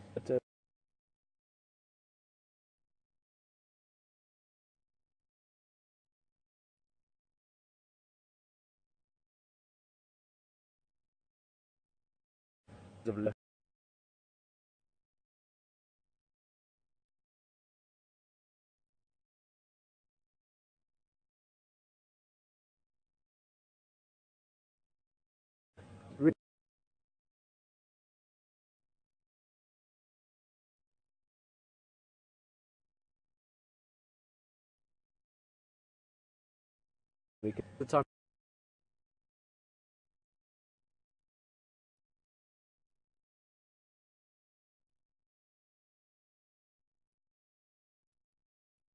involved some.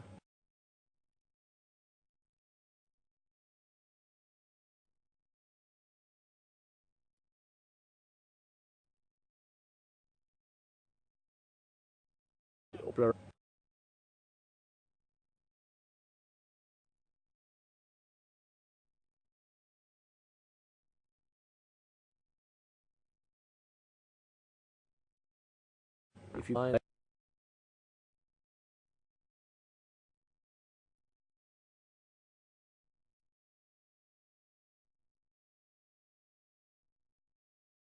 we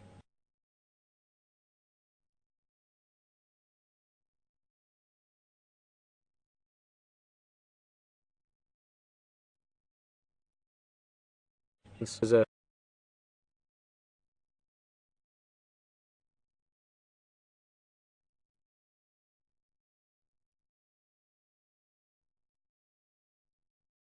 constantly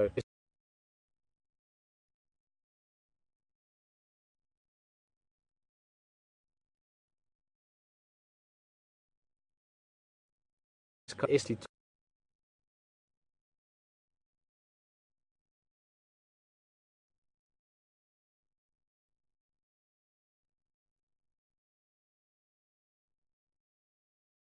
stand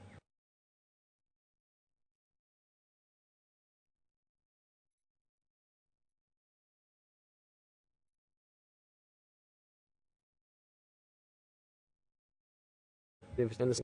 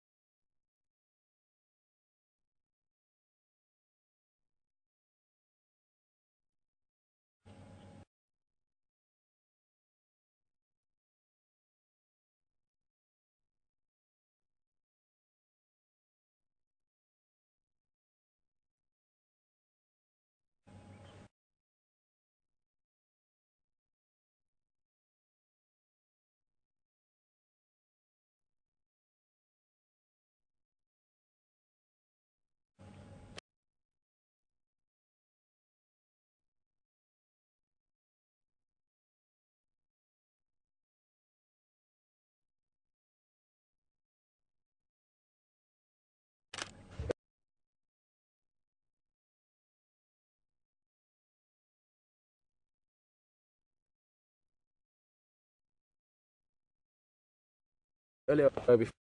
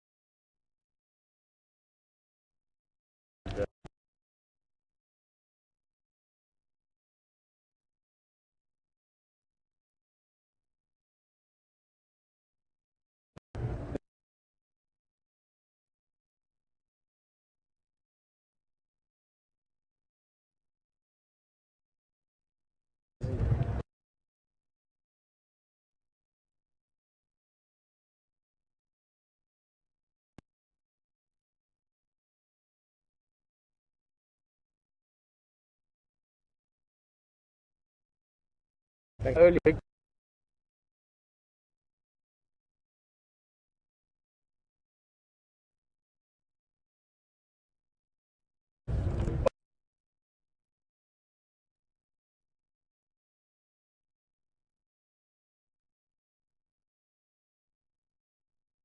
earlier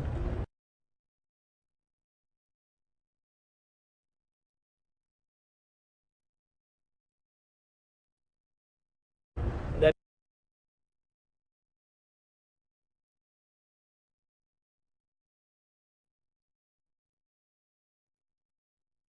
if so the same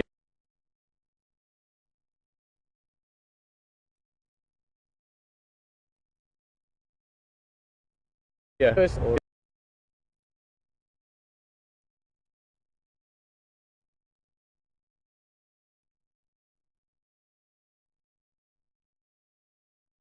you know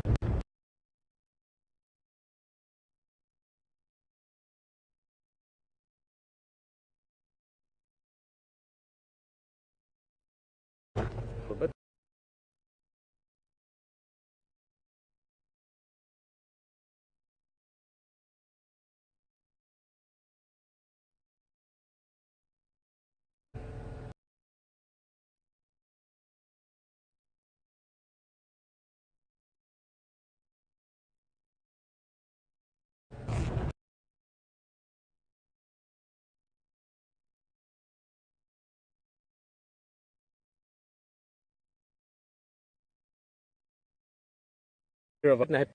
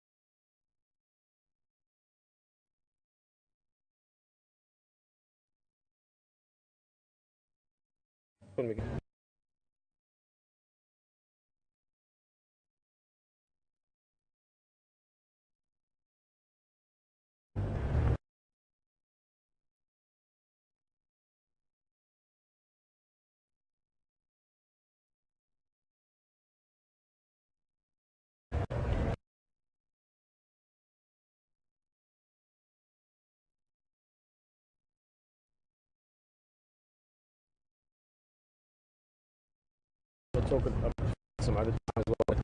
Fires are not as destructive as people tend to think. Africa, or fires have been part of Africa for thousands, millions of years. It's always played a role in the African environment. So it's not as destructive as some might think. There's a lot of positives to fire as well. But let's not go into the ecology of it or the ecological aspect of it too much. From a practical aspect of what we're doing, having a lovely time out here in the bush, fires are great. Because this was a lot of dead grass that hadn't burned here for 2 or 3 or 4 years, and you get all the cold dead grass material building up. Get a fire, that all burns away. Also clears the bottom of the trees a little bit, so it's also good for that sort of tree growth development. And then you get this lovely new flush afterwards. And if we get a bit of rain some in the next few days, which I think we will, it's been feeling imminent a bit today and yesterday as well. If we get a little bit of rain again, then you can get this lovely explosion of green grass, and that's beautiful for the animals. I mean, all your grass eaters, your grazers, they love and impalas will be on it, steenbok, hippos. So looking forward to some great viewing in this area over the next few weeks. It's going to look like a beautiful, perfect golf course once it gets a little bit of rain.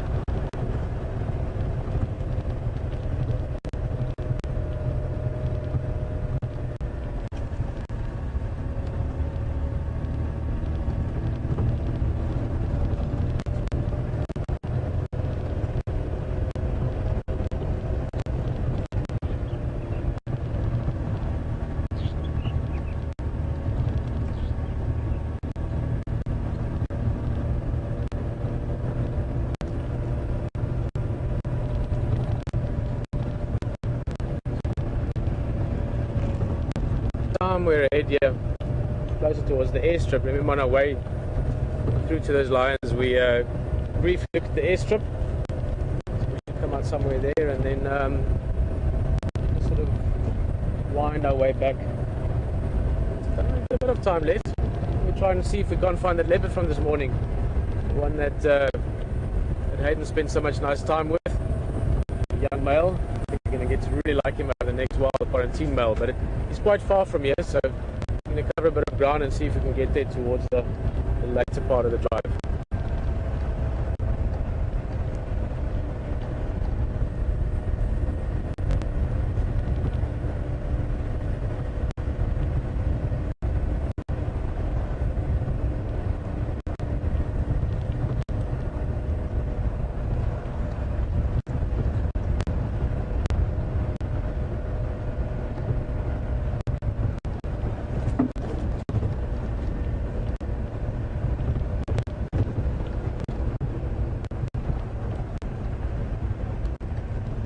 See the bush opening up a little bit.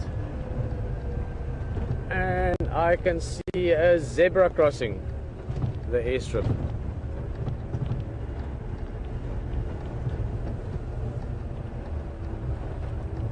That is probably one of the oldest game ranger jokes ever.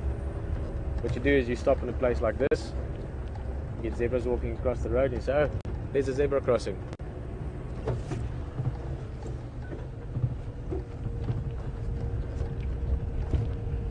I'm hoping, actually I'm pretty sure, in most of the countries wherever you might be from, you call those road crossings the same thing as zebra crossing. Otherwise you would just have no idea what I'm talking about just now. Oh, quickly, look. No, almost. I thought we were going to see a zebra crossing. These are Birdshaw zebra. Get a few kinds of zebra, a few species of zebra around this area, Sabi Sands. These are the only ones you'll see, the Birdshaw zebra or the plain zebra as well. They're the typical zebra that you see on these big open plains.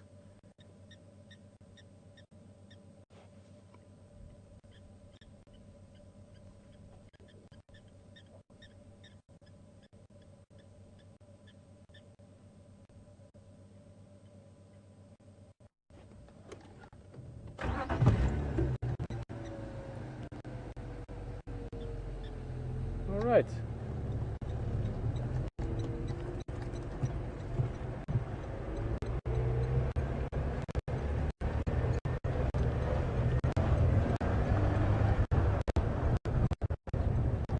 A little bit of break up there, so we're going to continue on.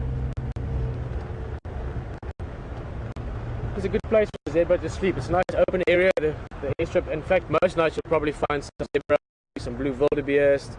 I can see way in the distance there's some impala. It's a little bit dark to see them, but it's a good safe place for them to spend the evening. Your place to game things like zebra and wildebeest, they like to have open space around them. At night, that means they can see things coming, and it also means if they run away, they've got the sort of environment or the habitat that they like to run in around them. Things I could do, for instance, more and more animals that are waking up.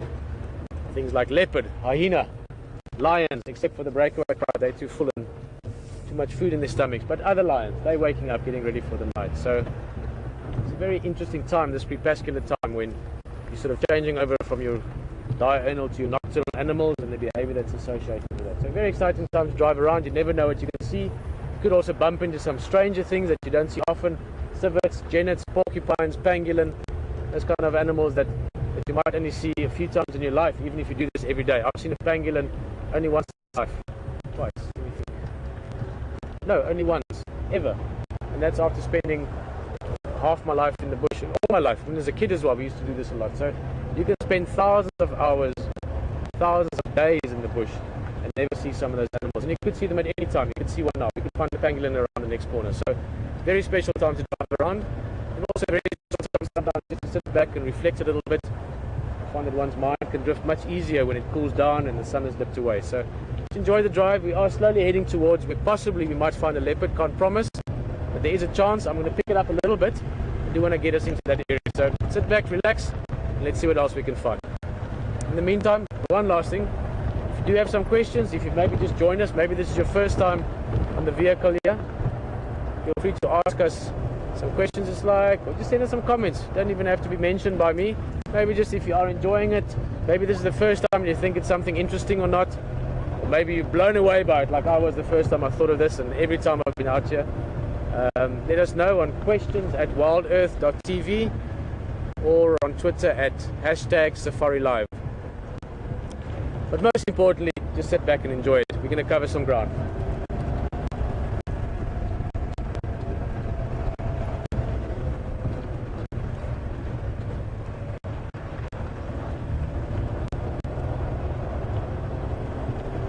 Very interesting, because so many things can play a role with that.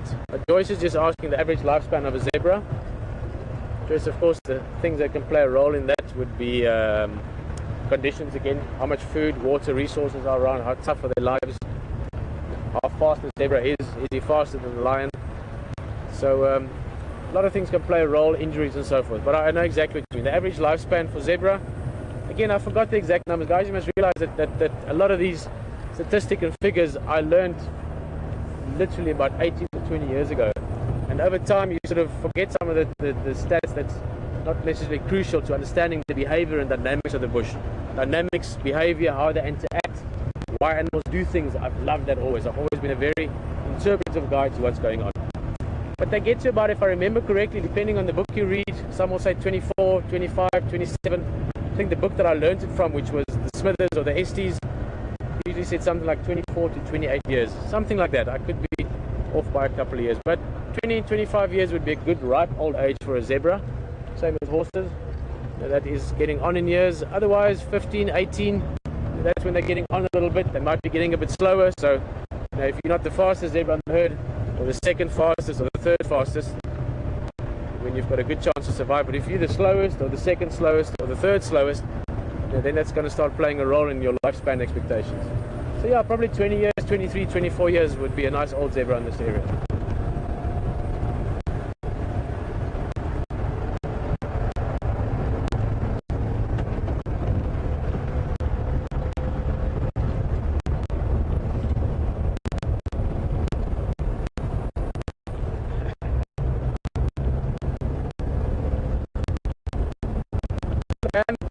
And from Phoenix, Arizona, beautiful state. Arizona, I didn't get to spend much time there. I love the state, by the way. I've seen a lot of it. I've spent, how long was it? Probably about 8 or 9 months collectively traveling around there. When we drove to Arizona, I was looking out the window and thinking, this looks so much like parts of Africa that I've seen. Similar to parts of Texas and New Mexico as well. But Pam's just asking 2 things. Well, actually asking 1 thing. I like the comment about the zebra, Pam. Thank you. I will do that joke again at some stage, I'm sure. It is one of the top 5 jokes for game rangers. You have to learn it together with how old zebras can get to and how many teeth elephants have. And Pam also just asking, what's the temperature? Well, I can start with saying it's very pleasant. This is a very, very pleasant temperature. It's this morning early. We get up in the mornings. Hayden and myself woke up this morning at 4 o'clock. We had coffee at 4:30 with all the guys. And at 5 o'clock we were driving, and it was nice and cool, just enough to put a light jacket on. In fact, we just wrapped a sarong around my neck just to keep the cool out. So it was perfect temperature then, and this is almost at that temperature now. It's a bit like baby bear's porridge. Not too hot, not too cold, just right. I would say probably it's difficult because we've got wind blowing across us. But I would guess around about the low 20s, 23, 24. Now that's degrees Celsius. For you guys using Fahrenheit, that would be, let's say it's 25. That makes it a bit easier for me. That would make it 30. Doesn't make it much easier for me. At 16, 20, it makes it about 45 plus 60, 45 plus 32. What is that? 77. Oof. Guys, please help me. Do the, get hold of a calculator there that can convert temperatures, but it should be about 77 or 80 degrees Fahrenheit. So okay, thank you, Will. Will actually measured it for that side, so it's a little bit cooler than I guessed it. 70 degrees Fahrenheit, which translate into, I'm guessing, sort of 22, 23 degrees Celsius.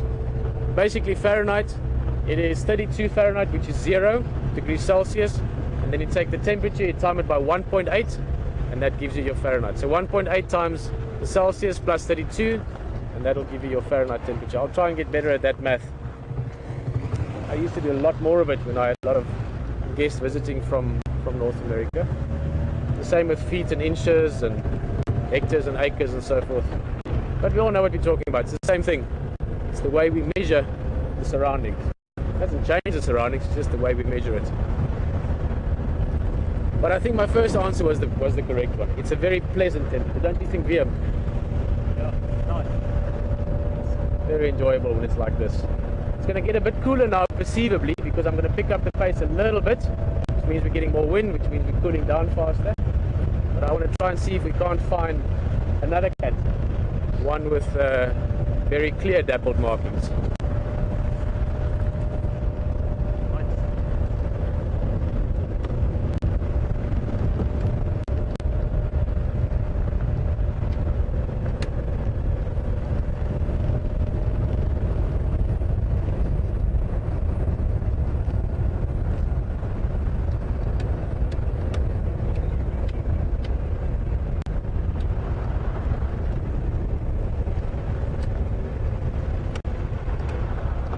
you go. Sorry for the clicking there, I'm just getting to know these buttons. Basically, we've got a beautiful light setup here. I must thank Graham and Pete and Will and all the guys that helped for giving us, probably, I'm not going to go into it too much now. I'm going to do a long spiel at some stage.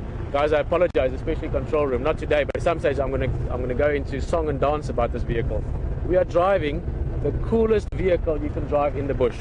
And I'll explain another time why. But the guys have all kitted out beautifully for us. It's got amazing suspension and off-road tires and bull bars and all the things you can put on the tick list. And it's got amazing lighting as well. It's got lights that give us almost like 180-degree lighting effect. We've got strong lights for the front, to the sides. We've got a beautiful spotlight here as well. I must actually show you this. I've guided for many, many years in my life. And it's the first time ever I'm using a cordless spotlight. I'm not going to go on about it too much, but thousands of hours of night drives, and you've got this cord that always gets tied up in everything. This is really cool. But we're going to use the lights obviously to see better. You know, like the big bad wolf used his teeth to eat better. But we need to see better at night. We're not lions or leopards with these special cone and rod structures in our eyes. We need light. And we're going to have it from the vehicle. We're not going to use the spotlight too much. We will only use it when we get to a sighting, so to specifically point out something or maybe to follow a leopard through the bush. And we will always use the lights in a respectful way. It's very important to know that in Sabi Sands, especially even more so than other reserves, it's actually part of the code of conduct. It's part of how people interact with wildlife, how they use their light. So there's actual rules to it. So you don't put your light in the animal's eyes. You don't put your light on diurnal animals. So if we come across the zebras like we did earlier, or the impala, and they're there, we'll drive past them. It's not going to affect them too much. Their eyes are still very, very quick to adapt. But we're not going to stop and look at them. We're not going to keep the light on the zebras or the impala, because that actually does momentarily blind them a bit. And we don't want them to fall over things and stumble over things just because we want to look at them. But if animals are running around and doing their own thing, it's not going to interfere with them, because then it's just side lights. And you know what it's like. If someone's standing there with a torch in your face, you can't see much. But if the torch is pointing around there, it doesn't bother you. So we will be very respectful with the lights, but we will also look specifically for nocturnal animals. Like leopard and like lion, because that's what we do in the Sabi Sands. That's what you do when you're here. You enjoy your time, you enjoy the beautiful nature, but you enjoy big cats.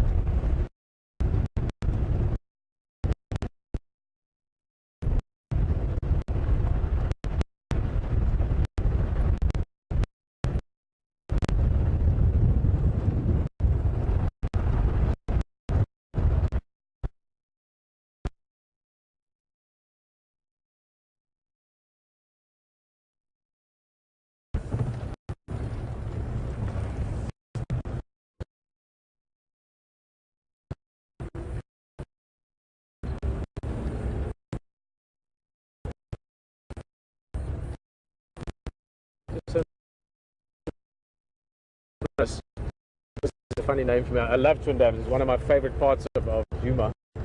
I've had so many brilliant sites here. It's funny because we still call it Twin Dams, even though many years ago the Milwaukee River to flow freely, and only the small sort of Pan Dam was kept. Only actually one Twin Dams. So in that case, it's not my grammar slurring up. It is actually what we call this dam Twin Dams. A bit of a look there. I promise you we're going to spend more time here over the next weeks. Lovely wildlife spot. Buffalo, elephant, lion, a lot of leopard activity around here. None that I can see at the moment.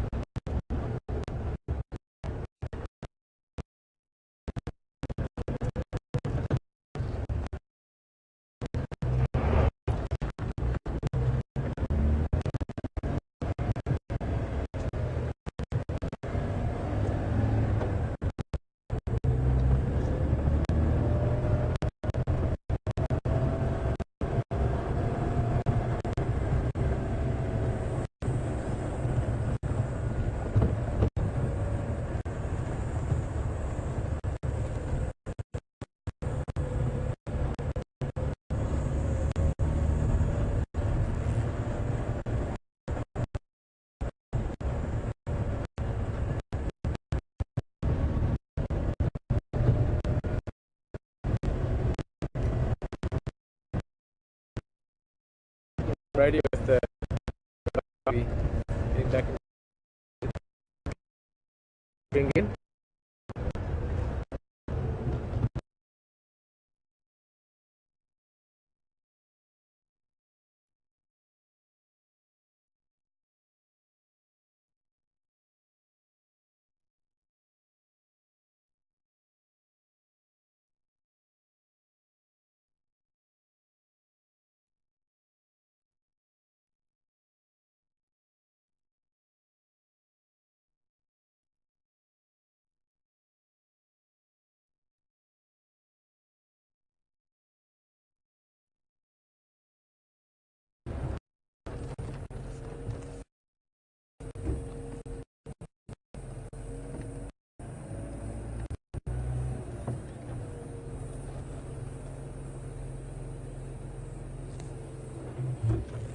Okay, come on for.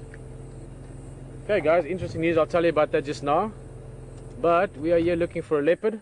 And if you look carefully in the sand here in front of us, it can be a little bit difficult, but if you look right on this side, just spotted some tracks there. And they look like leopard tracks. I just want to show you first and then I'll go have a closer look. But we're not too far from where quarantine was this morning when H2 left him. I just want to have a look around where he might have gone.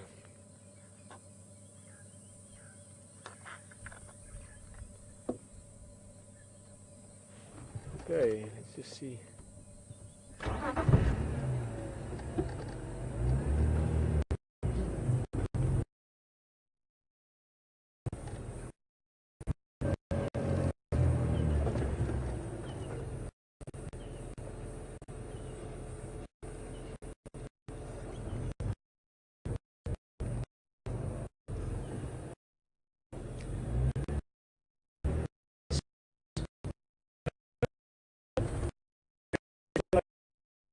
And I'd keep in mind, not usually often they will stay for the whole day and then only get active at night. They do sometimes change places.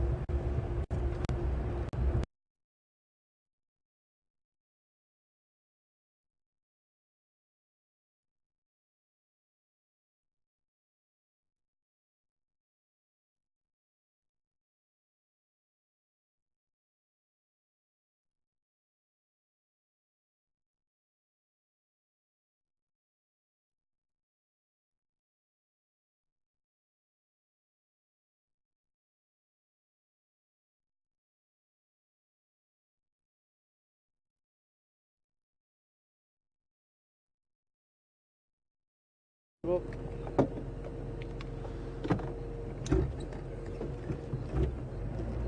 control, you copy?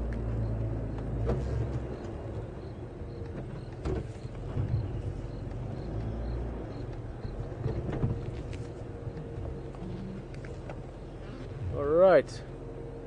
It's a bit of a tricky area in terms of the signal. It's literally under this bush, just in there earlier today. And I don't think he's around. As I said, we've got clear indication actually. In fact, I know he's not here. We've got the tracks heading down the road. So we're going to go back the way we came. We're going to try and go through that area quickly where we had a bit of trouble. Because I have a feeling we might find him around Twin Dams.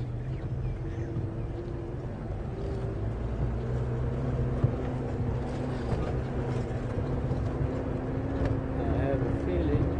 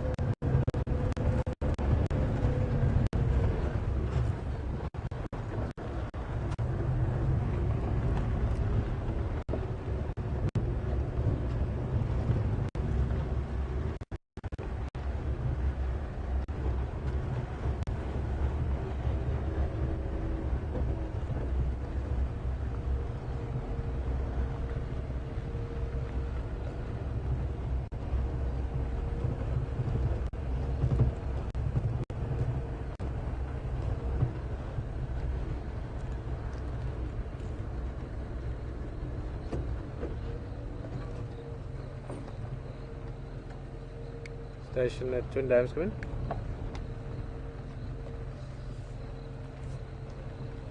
Yeah, the brilliant for.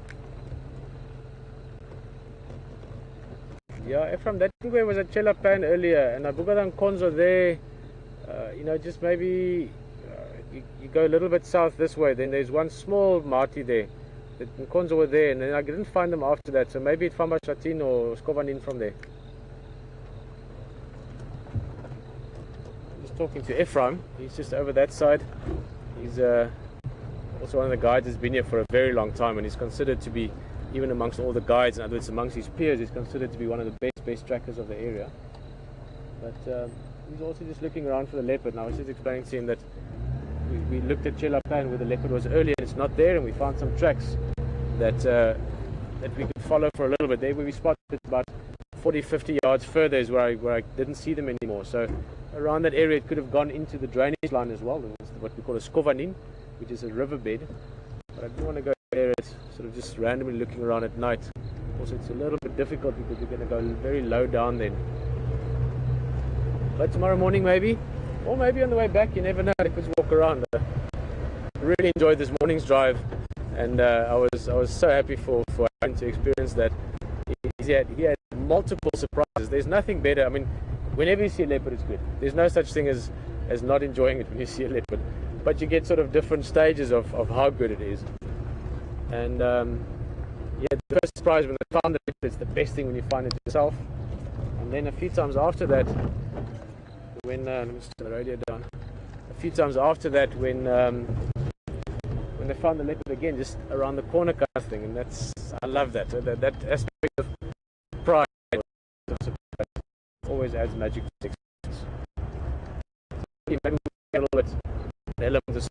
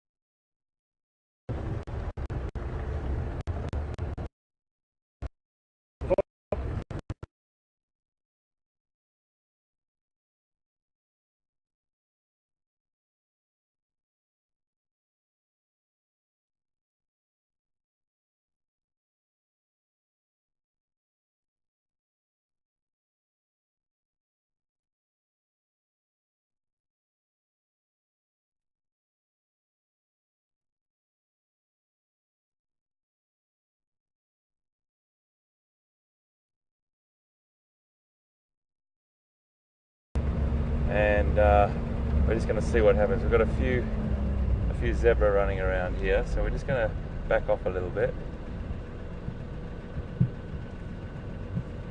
Just want to turn. Just going to let these zebras cross the road in front of us here.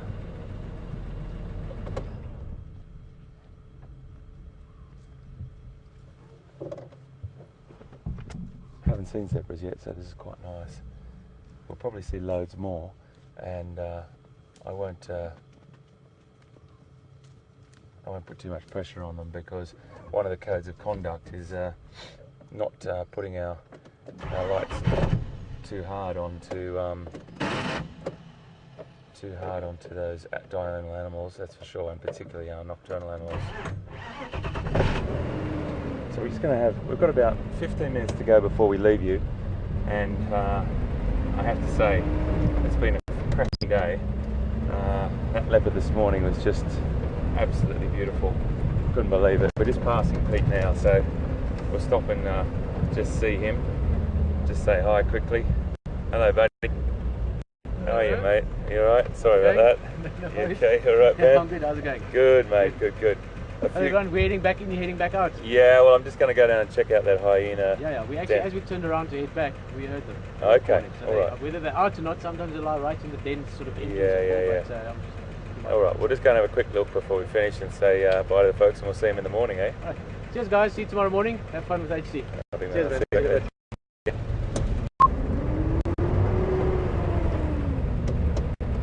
So just to recap again, an amazing day.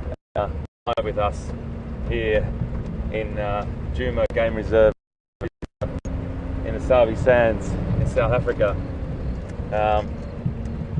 My highlight obviously was seeing Quarantine, that unbelievable, beautiful, beautiful young male leopard this morning. He's only about 20 months old, so he's got a fair bit of growing to do, but wow, that was a real highlight for me. And then trying to find him and going down that little drainage line, and then looking, waiting, and taking to go up that left-hand fork in the road. And I sort of got a vibe from you guys there that it was to go left, and we went left. Sure enough, there was from down the road towards us and walked.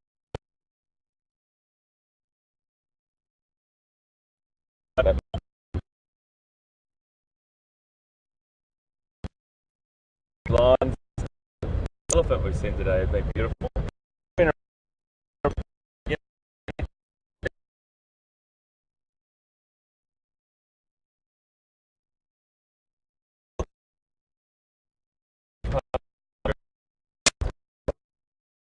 As we've said before, there's a huge team behind the scenes working to get out. Thanks for sticking with us. That's really, really important. We've got you with us, and we love having you.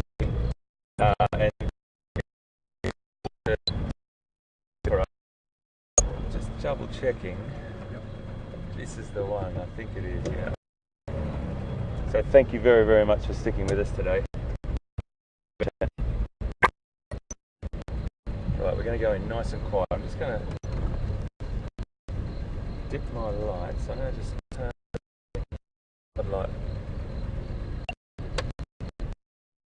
Just going to dip these lights because we are coming up to their new den, and I've got my happy cordless body.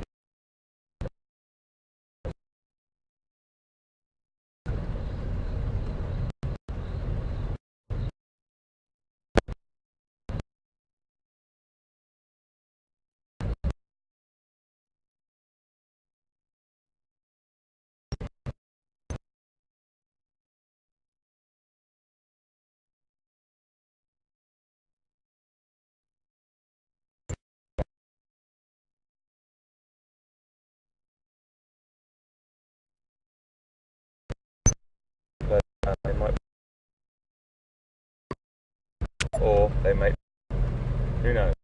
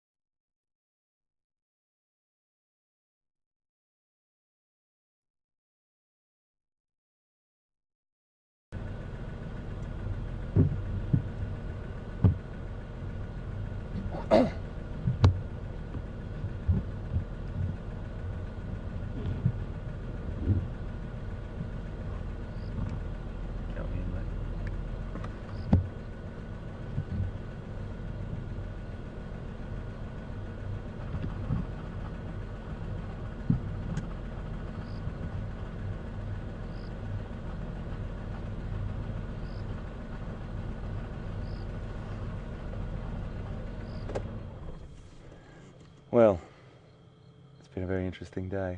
We've seen some amazing animals, and there's been a few hiccups, but we are going to iron them out. And for you, all of you team that support us, and thanks for coming along today. It's been fantastic. I said before my highlight was the leopard. It's absolutely true. It's just the most beautiful thing I've seen today. And all the elephant, I mean, everything's beautiful, but that leopard was a huge highlight. That's my my signature leopard now, Quarantine. And Pete, I mean, Pete's fantastic. He's gone off and found those beautiful line pride, which is a great gift for us this afternoon. So I suppose what I wanted to just say to you was thanks so much for being with us today, and we'll be back tomorrow morning at 6 o'clock our time. Check your websites to find what time we're on for you, and we'll be there live 6 o'clock till 9 o'clock tomorrow morning, and then same thing in the afternoon. If you've got any emails, questions at WildEarthTV, and if you want to tweet, it's hashtag Safari Live. So the most important thing for me to say to you now is thanks so much for coming along today. We're having a really great time out here. We're going to get it all sorted out, and we can't wait to see you tomorrow. Take care.